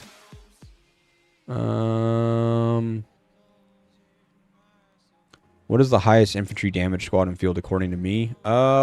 Sakura, Aaron, Isabella, Sakura, or Isabella and Aaron. Any one of those 3. Isabella Aaron performs extremely well, but obviously you have to flex the leader set. If you're running an infantry set, then you're going to use Sakura as lead, and Sakura Aaron performs the best.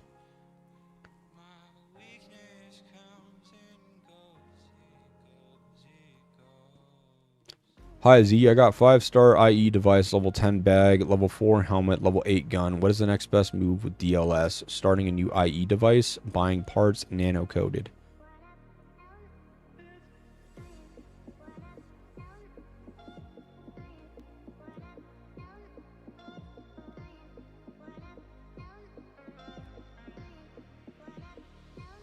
Huh?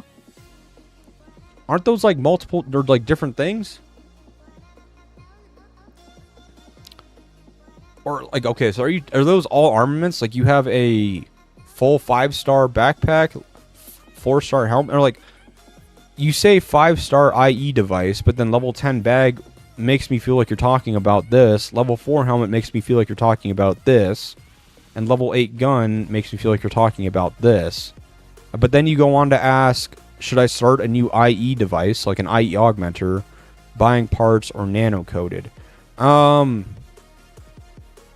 I mean, if these are already up at like 10 and all those, like you can just passively get these from the season events, from the seasonal shop. You can just get more nano coatings here. And is that what you're asking? Like, what should you get from this shop? I'd just slam the IE augmenters. I would just get as many of these as possible because you're getting free fragments from this and then the free fragments from AR as long as you're performing. And I mean, that's all I do with them. And I have 2.5 of them. 1, 2.5. I would just get those for free. The nano coating part, you can do that, but it takes a long time anyways. I would prioritize the IE augmenter first, and then the nano coating if you have like leftovers. I'm only grabbing this because infantry TC is coming up. I almost have all ready for white parts, and I run out of advanced squad expansions quick. So that's why I got those. You don't have to worry about those. Is it better to go for OC chips for physical animal or for OC for water animals that will be the assistant? It depends. If you're a rally or garrison main, like you are the main rally or garrison for your alliance, then the physical OCs are the best. If you're like a backup rally or garrison, or especially if you don't rally or garrison at all, then I would do the water OCs. Review Boogeyman. I will. I have a lot of questions being asked, Sean. You're gonna have to hold on a second. I use Julian Tom as a 5th March in Arena. I have Sakura 2. Should I use her or Tom is fine? I'd probably run Sakura and Julian. There isn't really any reason to use Tom these days. I'd run Sakura and Julian at that point. Think they'll ever update the auction house filter and make it an and? Well, I mean, they already updated the auction house filtering as is and made it better by including things like the gathering speed, the gathering bonus, and all that stuff instead of other. The and would just be a bonus. I think that would be an easy fix for them to do, and it's something that isn't like... It improves the player experience a lot, and it's very minimal in terms of like what they would need to do in order to get it there. Liz, let's go back to you. So you are a want to rally focus main. Sorry, holy shit, my allergies are kicking my ass right now. You are running 1 pair, 2 pairs for field, and you want to figure out what you should be focusing on. So if you want to be a rally leader, right, we're going to need to get Sakura as high as possible with the transcending, because a huge part of her performing well in rallies is her transcended weapon, which at max gives up to 30% additional squad damage, which is massive. So if you do want to be a rally main, that's going to be where you need to focus your spending on, is getting Sakura up. But let's just step aside from that and just say, like, in general, what should you focus on for your account as a whole? I mean, you've got this set at 5.5 mil and this at 3.5 mil. That's totally fine for a debuff set. You've got these at 5 or 4-star devices, 4-star devices. So odds are that you're just lackluster in the hone department. So yeah, if you want to do honing, you could hone these devices to get them up like 31, 33. 3.2, leave that, but the 2.5 defense, 31, 33 can all get up higher. The 1.8s are bare minimal, and 2.4, these could all be better for sure. So if you did want to improve your rally aspect in terms of honing, that's where I would do it, is getting the devices honed more. Because then you have a chance of getting like 3.2% damage or better. Overall, performance-wise, I'd probably start working on a 3rd armament set. Like, I would start getting this one up and get it to the 3.5 benchmark like that. This is a good pair for the field. I would be running Bodala and Claude for your 2nd pair, or even Sakura and Claude for your 2nd pair on your armament set. And then for your 3rd set that you will have soon, I would run a Bodala Claude on your weakest armament set, Sakura and Julian on your 2nd strongest set, and then Miyamoto Eileen on your 3rd set, or your strongest set. Full pause on the backpack parts. You're an infantry main player. Get the infantry parts to white. Attack damage reduction. Yeah, these are fine. Nothing wrong with that. 1818, I would put a full stop here and get all these 4 to level 12. Tier 3 level 12 for sure. Combo, crit. Yeah, I mean, these are fine. There's nothing wrong with that. It looks like your beasts are just a work in progress. One other thing to kind of go by as a rule of thumb, once your gold beast gets to tier 7, its leader skill actually outperforms and outdamages the purple beast maxed leader skill. So you can actually move this general crab in front of the purple crab. So yeah, a few changes. Get these to tier 3 level 12 on all these. Start working on a 3rd armament set. If you do want to continue to optimize your rally armament set, I would focus on the hones on your devices. First and foremost, and then after that's done, I would absolutely start working on a 3rd armament set. Full pause in the parts. Get infantry parts to white first, and then get Julian awakened. I think Victor meta is over now. Love to spam mixed troops those days, but still get better reports. Miss those days. Yeah, Victor was a lot of fun. Victor's still solid on your base for base garrison if you take base hits. Okay, I will go with physical then. Is it better to do OC brain and spine first, or should I do 4 others first? If you are a rally or garrison main, brain and spine are the most important ones to do, and then you move to your arms, and then you do legs last.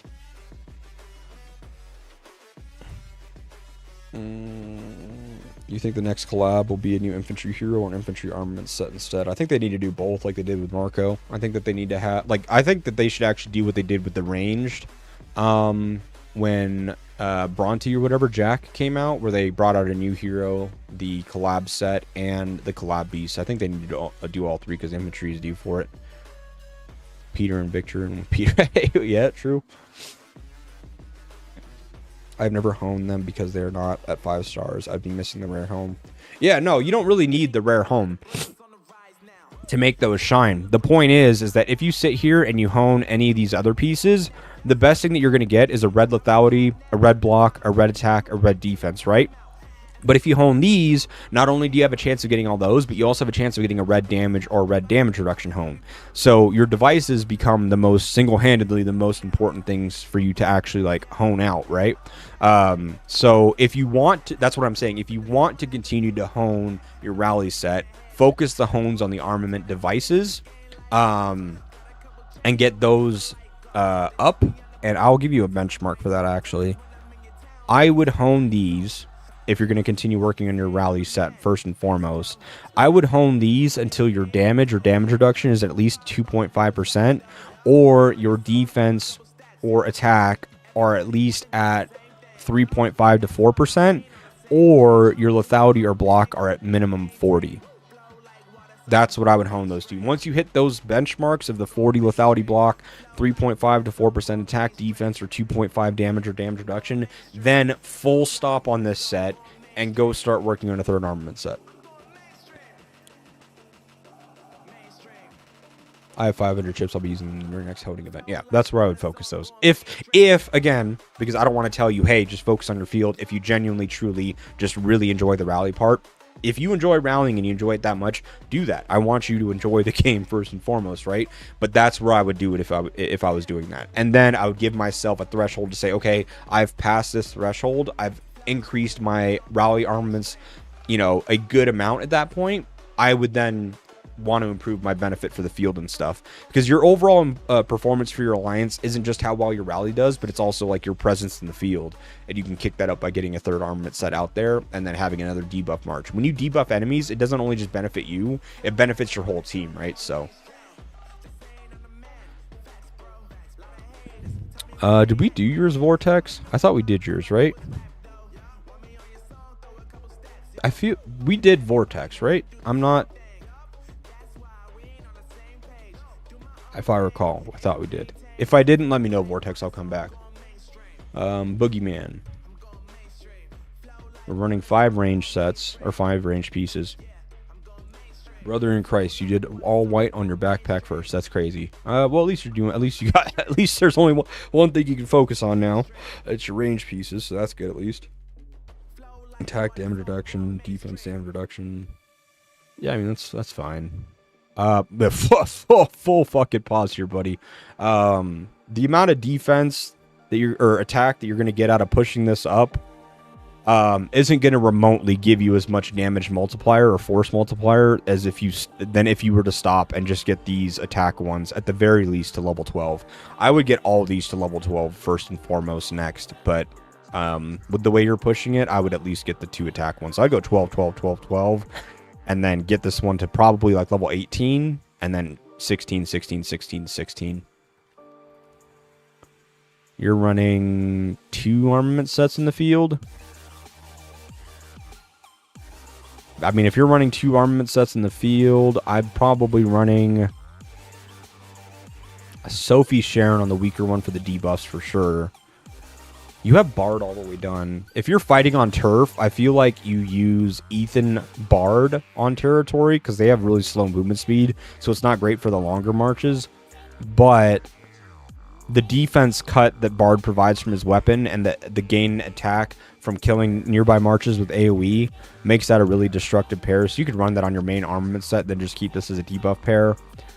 If you're not fighting on turf, you could still do that same pair, or you could do Nova. You don't really have much movement speed from Nova, Bard, Ethan, or Cedric, so honestly it wouldn't necessarily matter in that case whether you do Nova Ethan or Ethan Bard. But Ethan Bard is a lot of fun on territory because, yeah, you get the defense cut, you get the attack gain bonus when you kill marches, that kind of thing. So it helps a lot in those, like, short-range fights. I mean, you got some rally homes, so I guess it really just depends if you're actually garrisoning as well. If you are garrisoning as well, I mean, you're getting actually a hybrid here. You have garrison and rally. I would probably get rid of that, but that's at your discretion. I don't like hones that only work 30% of the time. If you rally, garrison, and play field, and you'll have hones that work only 30% of the time, and the other 60% of the time, or 66% of the time, it's a zero null value. Like, this is just a blank value for field and for rallies, and this is a blank value for garrison and field. I'm not a fan of those. I would rather take the smaller or lesser performance on a stat that works in all situations and scenarios. Because I mean, personally, I want my performance to extend to all areas and not be capped or limited to just one. Combo. I mean, yeah, these ones just look like they're a work in progress. There's nothing wrong with that. Yeah, so I mean, that's what I would do in the vehicle section. Oh, shit. Penguins. Thank you for the Penguin X. Thank you for the follow on Twitch. Appreciate you.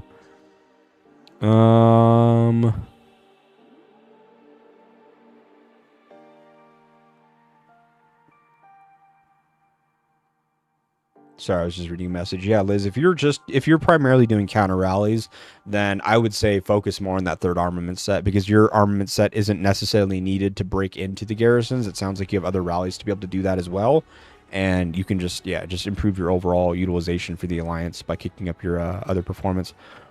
I mean, in this case here, I'd be working on another armament set, but it is nice that you have these fully built out, and I'm going to assume your account is newer.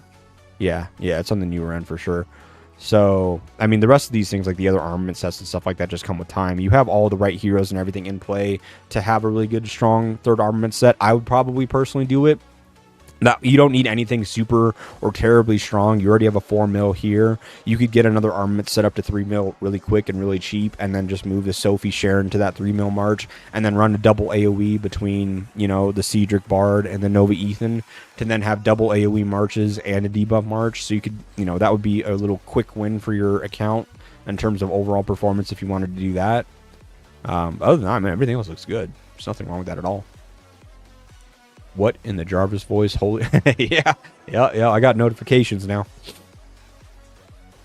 It was hard for me to have a whole nother screen pulled up to let me know when someone was following or subscribing or that kind of a thing, and I was missing some of the notifications, so I actually just built in notifications so then I could just be notified when that's happening.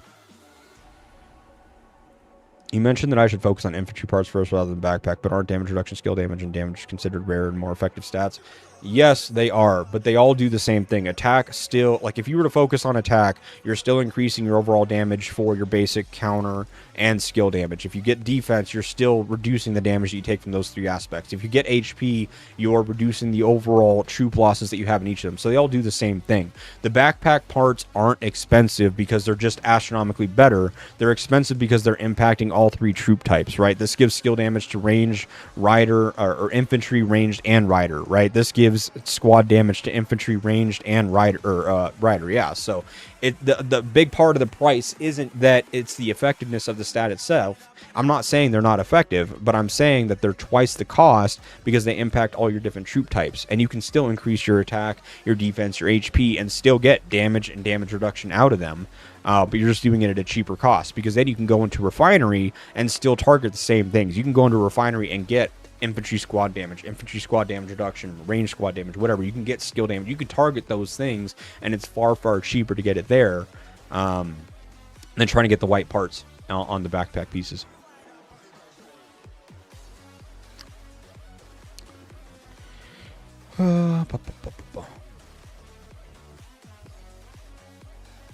They don't require far fewer materials. No, you have one more. You have one more piece in it, so it's half the cost on the individual pieces than it is the backpack. But you're not going to get HP anywhere else. You can get all the damage reduction in the world that you want to get, but you could have high damage reduction and a small HP bar, and you've done nothing for yourself. Damage reduction works great if you have high HP. High HP works great if you have high damage reduction. But you get damage reduction from your defense, from your block, from your protection. From damage reduction in refinery. You get damage reduction from all these other places. You don't get HP from anywhere. You can get HP on 2 refinery pieces and their basic attributes, and you can get HP on some of your devices from their basic attributes as well on your armament sets. But you can't target HP anywhere. The parts are one of the very few and rare places you can actually target HP, and it's such a vital stat to get.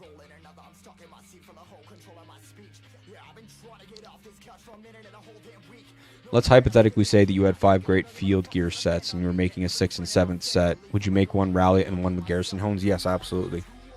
If you already have 5 sets that you can use and they're good for your field pairs and you want to be a rally or garrison main, then yes, building out an all rally or an all garrison set is the way to go, yes.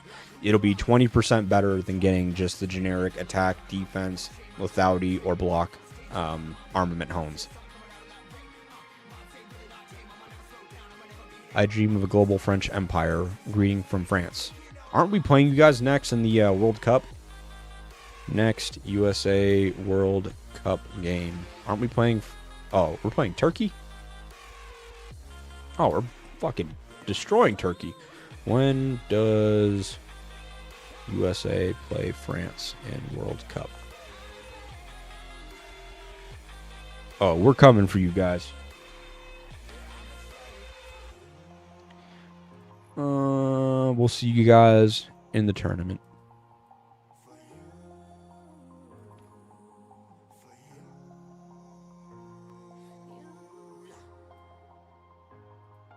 Yeah, just...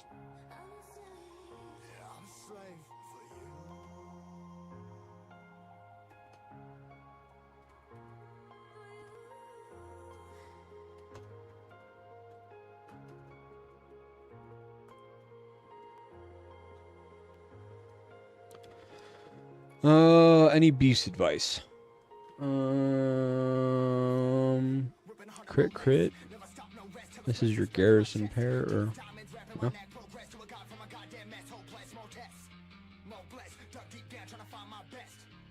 Not necessarily. I mean, Chiron isn't tier 7, so you might benefit more by having like Kong leading crab for the combo pieces. I don't really know what your water chips look like.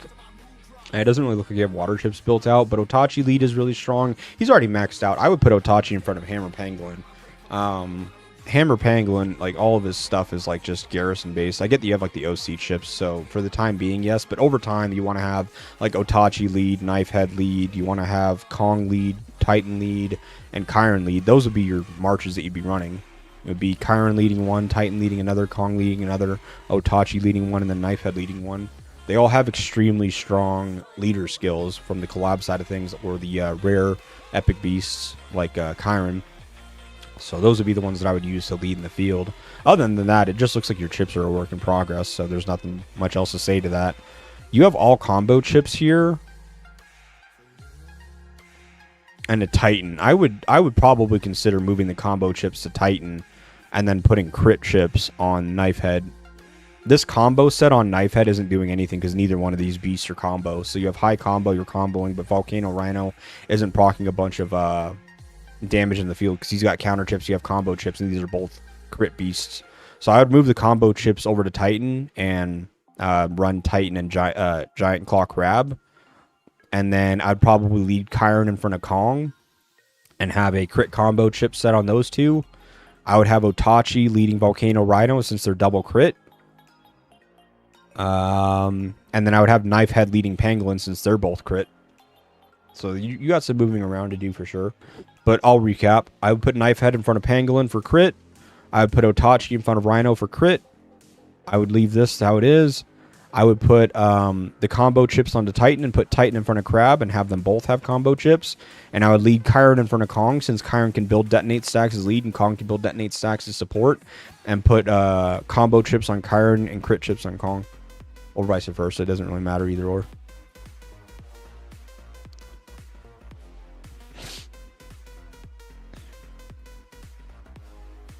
I mean, you're running pretty much one march.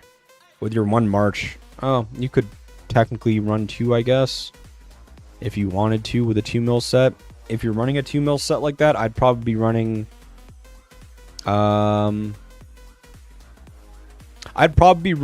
Louis and Ethan as your primary damage march, and then just put your weaker armament set on Sophie and Sharon and let them be a debuff march for the Louis Ethan to excel and shine.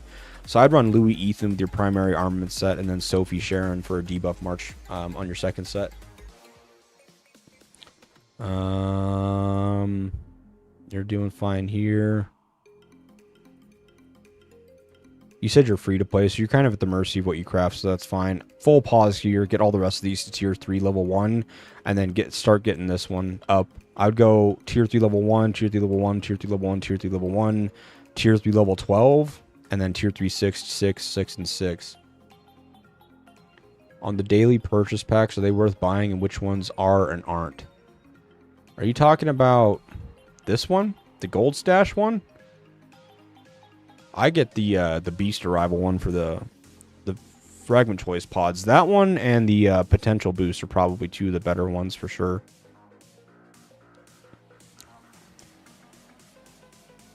Where was your thing at?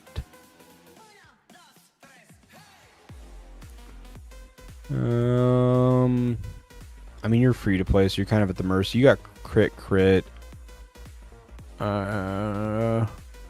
I would probably consider something like the Crab with the Jelly for combo, and then Blaze in front of Pangolin for crit. But, I mean, Beasts for free-to-play players are just work in progress. Everything else looks fine. I would run a debuff march and a damage march out of those two.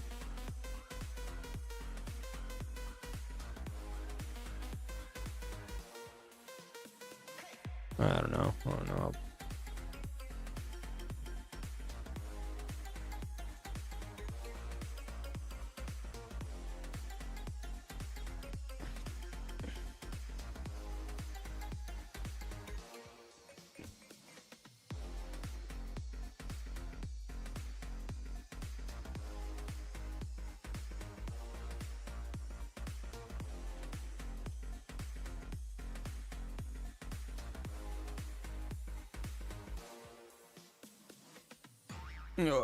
I don't really care about that right now. But whenever you have a second, could you look over my stuff? Let me know what to work on. I usually run 1, sometimes 2 marches. Are you in the stream, Jax?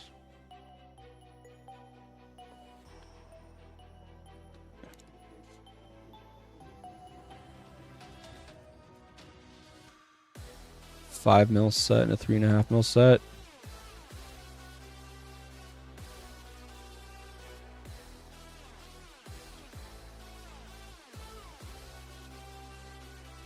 I would do the opposite for Garrison X-Held. I would be running counter chips on all the arms and legs. I would just be running full counter chips, to be honest. There's no reason to run the combo chips between the two of those if you're talking just straight Garrison. If you get combo chips on your Brain and Spine, you don't get combo from Pango, you don't get combo from Saber, but you're taking bonus combo damage, so you're not actually utilizing it in any way. If you're going to do that pair, I would just run full counter chips on Pango and then full crit chips on Saber, personally. Okay, what up, Jax? How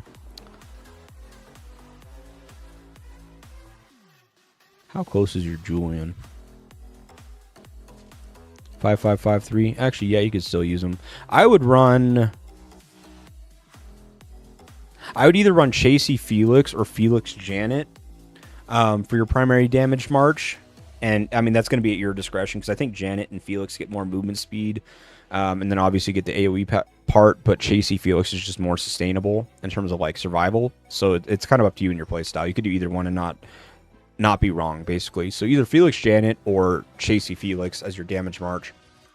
And then for your support march, I'd be running Daryl and Claude on your secondary.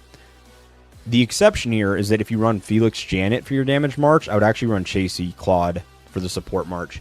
And just let that do the debuffing of the enemies that you're fighting, along with the buffing of your damage march. And then I would just run that to to have like max efficiency, because a big part of the debuffs, I was talking about this earlier, is not that only that it helps yourself, but it helps everybody else that you're fighting with. And I mean, you're an FIB, so you know we fight in murder balls and fight collectively as a team a lot. So the more debuffing that we can do, the better it helps our overall murder ball.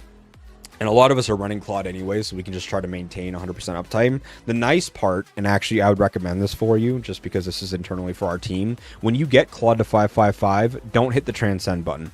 All right? I'm going to sound crazy, but don't do it.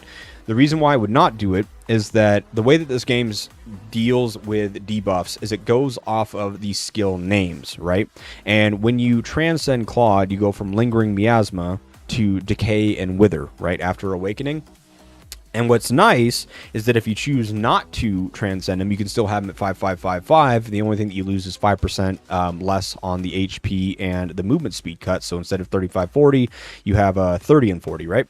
So the nice part about that is that if you don't transcend it, technically you're applying Lingering Miasma to the enemy, and me, with an Awakened one, I'm applying Decay and Wither. So it actually stacks the debuffs. So I would actually apply a 35% travel speed, or 35% HP cut and a 40% travel speed cut, and you would be applying a 30% HP cut and a 40% travel speed cut. So between the two of us, we've cut their HP by 80% and 65% HP. The minute that you transcend it, and we're both applying Decay and Wither, all it does is it resets the timer. So if I apply Decay and Wither, it starts ticking for 3 seconds. You apply Decay and Wither while it's in during that time, and it just restarts that timer basically and extends the debuff. But if you choose not to transcend it, you'll actually stack your debuff with those of us that actually have it transcended, and you don't really lose out on a lot. Planning on having me talk Isabella and Daryl LeBlanc for field DPS support since it's all debuffs. Yeah, I coach our team to play a lot around that and to have, you know, at least 1 or 2 debuffs in any of their March lineups. So then when we operate as a team, we're kind of doing so like full efficiency. We're basically just setting each other up for success while also reducing the damage dealing that they're doing to any of our members, whoever they're targeting. I just heard it's good to spread out to all 3 stats. It can be within reason, right? If you go like if the only so what you're talking about is that you're talking about Pango and Saber, right? So Pango and Saber, who are crit counter and crit damage, right? Nowhere in there is their combo. So within their skill sets, whether it be leader or support or anything, none of them are getting combo anywhere, right? And then you're talking about, oh, I want to put combo chips on the brain and spine, which gives you 30 combo total when you max it out. And if you even go gold here, it gives you 50 combo. So you get 23% combo damage. So it's dealing all this bonus damage, but you have no opportunity to proc it. You might have like a 7% chance to proc combo. That doesn't make any sense at all. I would just instead take full counter chips, right? And then that way your counter is high and you also get the 23% counter damage. And then the crit portion comes from the crit chip set, and both of them give counter and crit in their skill kits and stuff like that.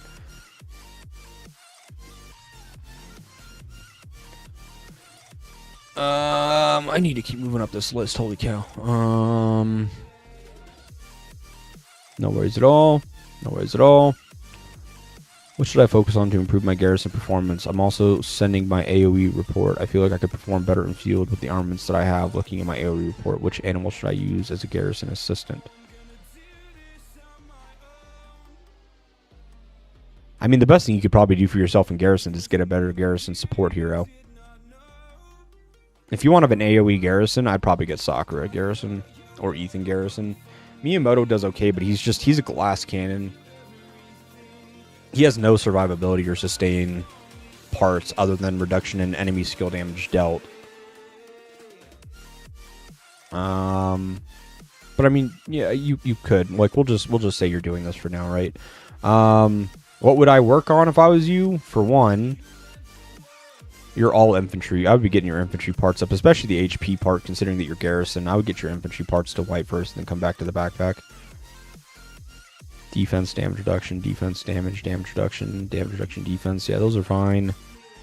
You're good. You're past 16 here. I take full pause, get all these to tier 3, level 12. And then continue on these to 20, and then come back and get those to 16. So pause, 12, 12, 12, 12, 20, 20, 20, and then 16, 16, 16, 16. I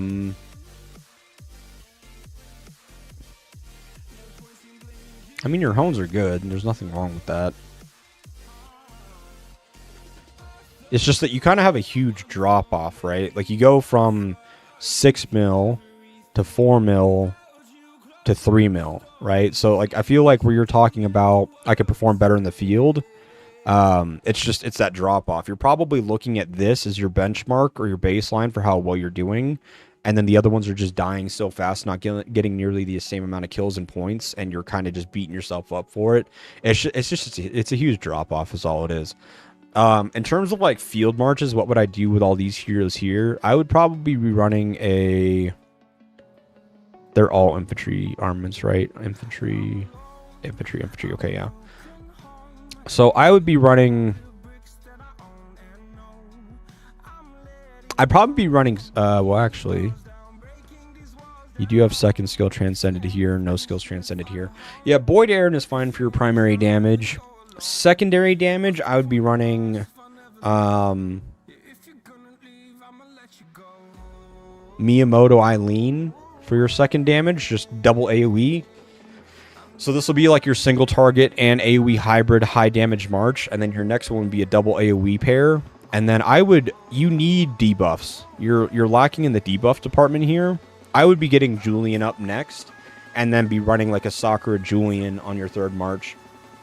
But you need to get Julian up. You need to get Claude up. A big part of infantry is that your base attack is very low. Like range is 20% higher on their base attack, which everything multiplies against that. So you're fighting an uphill battle trying to out damage and outperform against like range and those things. And give me 1 second. I gotta grab something. Hold on. One moment.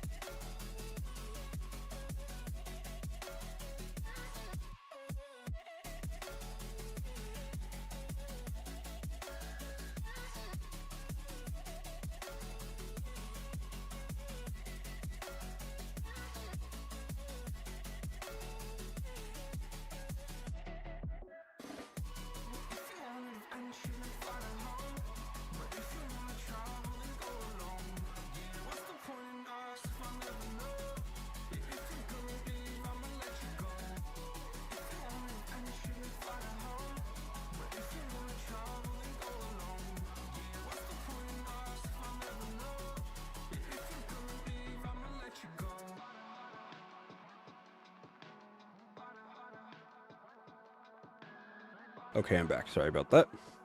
I had to go take my soup off the stove that I've been working on for the last few hours. Ugh, my alarm was going off for it. Okay. Trying to recall where we were. Yeah, I'd be working on a debuff march for your second and third marches, basically.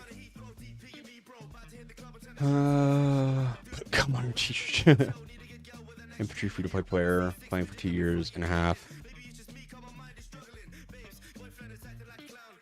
Yeah, that's fine.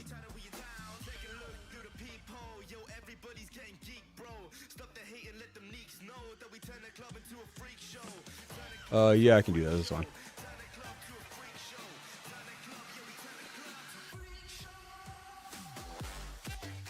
Oh, yeah, you don't have the force skill. You would need Ethan's force skill and ideally also the second skill in order to perform better. No, I get that. Yeah, you're just at the point where you don't have a better support hero. Oh, I get it. Once you have a better one, then you can replace. I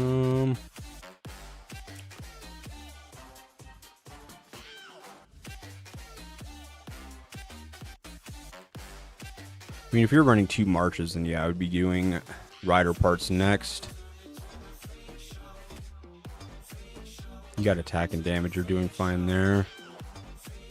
Full pause here. Get these level 12. Running 2 marches.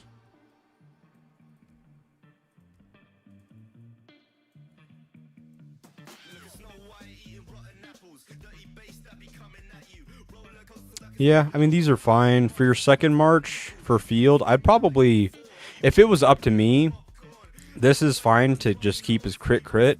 And then I would actually I would get this General Crab to tier 7 and put General Crab in front of General Crab and start working on 2 combo chip sets for those 2. And just use those for your second pair.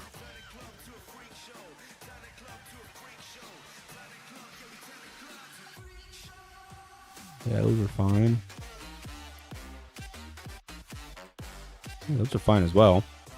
I mean, there's honestly, there's you can tell that she's been hanging out with you, Meat Wagon, because everything looks good. There's nothing that's standoutish other than the garage just refocusing on getting the other things to 12 first so you can scale up your firepower and protection quick. She's already getting the same thing with the attack and damage, so there's nothing wrong with that either. You're not running a bunch of different troop type marches. You're only running 2 of them, so I would get the rider parts up first. For the hero pairings, I mean, it's just a matter of getting other heroes unlocked, right? So, I mean, again, if you're running Felix Janet, then I would run Chasey Claude for the debuff. And then I'm what's the direction after that? It's, building out a 3rd armament set. This one is 3.5 mil. This one's coming close. So as soon as this gets to 3 mil, I'd probably build out a 3rd Riders pair at that point. And then you can run Daryl and Claude as a debuff and run Felix, Elena, and Felix and Janet and Chasey Elena as your 2 damage pairs. But I mean, it's got a good core foundation. This pair already has the best chips for her, so that's going to be your crit pair. And then I would build a combo pair as your second one. For your 3rd one after that, you have Purple Saber maxed out and Gold Pango, so you could run a crit on that 3rd set between the 2 of those. Well, I'm losing places.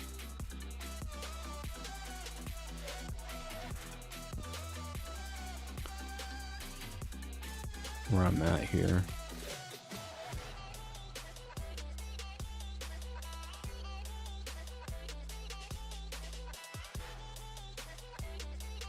Depends on who you pair it with, GZ. If you pair Saber with a combo-based beast, then the combo chipset would work. But if you're running 2 crit beasts, then the combo isn't really doing anything for you. Yeah, I made kimchi jjigae. Kimchi soup. Is it a 0-star Chiron lead on Jax's? Not on the main one that has the primary armament set. That's why I didn't mention Chiron, because we wouldn't worry about Chiron until it gets up to +7 tiers. So until then, the Ash and the Pango would be better. The General Crab needs to get to tier 7, and then the General Crab plus Giant Claw Crab can run a combo set. The Chiron will be a while before we end up using the Chiron, but it is there. I do see it. It'll just be a bit before we end up using it, is all. Jack Scarlet, are you Carnage?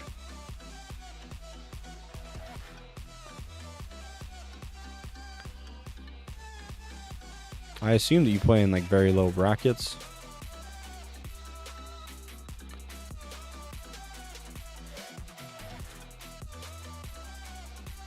$4 mil, 2.5 mil. I'd only be sending those 2 infantry marches out between the 4 mil and the 2.5 mil. Your Julian is 5511. Your Claude is 5541. That's kind of tough. Do you have anything transcended on soccer? Boyd, no. That's kind of tough. You don't even have Eileen done. I mean, honestly, your best bet here is probably just sticking with that Soccer Eileen or Sakura Miyamoto. It's probably Sakura Miyamoto because your Miyamoto is actually done. So I'd probably run Sakura Miyamoto for your primary damage and then your primary debuff your second march because you'd only be running 2 marches in the field. I'd run Boyd and Claude because Claude is further along than Julian is. I would work on getting Julian up so you can swap Julian from the Claude position. And then get Claude up, and then Bodala, so you can run another debuff march with, like, Bodala Claude behind them. I mean, other than that, let me... Yeah, your account's on the newer side as well. And you're free to play. So, the biggest factor for your account is just time. Pause in the backpack, get the other infantry parts to white. You're free to play, so you're at the mercy of what you craft. So, the fact that you have 4.5 damage and stuff like that, that's huge for you. I take a full pause here, get these to all tier 3 level 6, get this one to tier 3 level 16 to match this, and then get these to tier 3 level 12. So in order 6, 6, 6, 6, 16, 12, 12, 12, 12. And then, I mean, yeah, you're on the newer, again, you're free to play, you're on the newer end, so time is just a factor of getting more beasts up. But I would change things like General Crab. I'd pair with Giant Claw Crab, so combo. You can run Pango with Rhino for crit. Yeah. And then maybe Pango and Draco because they both have counter, then Bol. So Bol, Pango, Draco, Pango and Rhino, Crab, Saber. Then you have all like crit counter and combos together, which is the best way to go if you're a free-to-play player. Okay. I think I'm going to call it there. It's going on noontime now, and I had the soup done for myself, but my little one isn't going to eat this, so I got to consider making something for her for lunch, so. Yeah, I appreciate you guys hanging out with me this morning, because I just kind of needed something to fill in my time. Jax, we'll talk in the Alliance chat and in the Alliance Discord to kind of expand on it further, but it looks like you're at kind of like one of those like pivotal crossroads where there's like a few things like getting some heroes awakened or, you know, working on the next armament set, those types of things that will then really warrant, okay, like, hey, like, what are the next decisions I should make? But it's kind of until you get that third armament set or get some other heroes and stuff like that to operate within a third armament set. Until then, you're kind of just in the point where you just, you know, you re-optimize your garage to refocus on certain things there. Your refinery, you already have really good base pieces, so it's just a matter of picking up upgrade pieces for it for cheap. And then a beast, you can switch a couple of them around to just keep that combo crit idea going. But other than that, everything else looks good. And where's it all, Jack? Sorry, Jerry. I appreciate you. Yeah, no problem at all. I appreciate you guys being here and hanging out. I'll be back again. I don't know if I'll be back tomorrow because it's Father's Day, but probably around AR for AR bracket reviews. We'll do something on Monday for that. So I will see you guys then.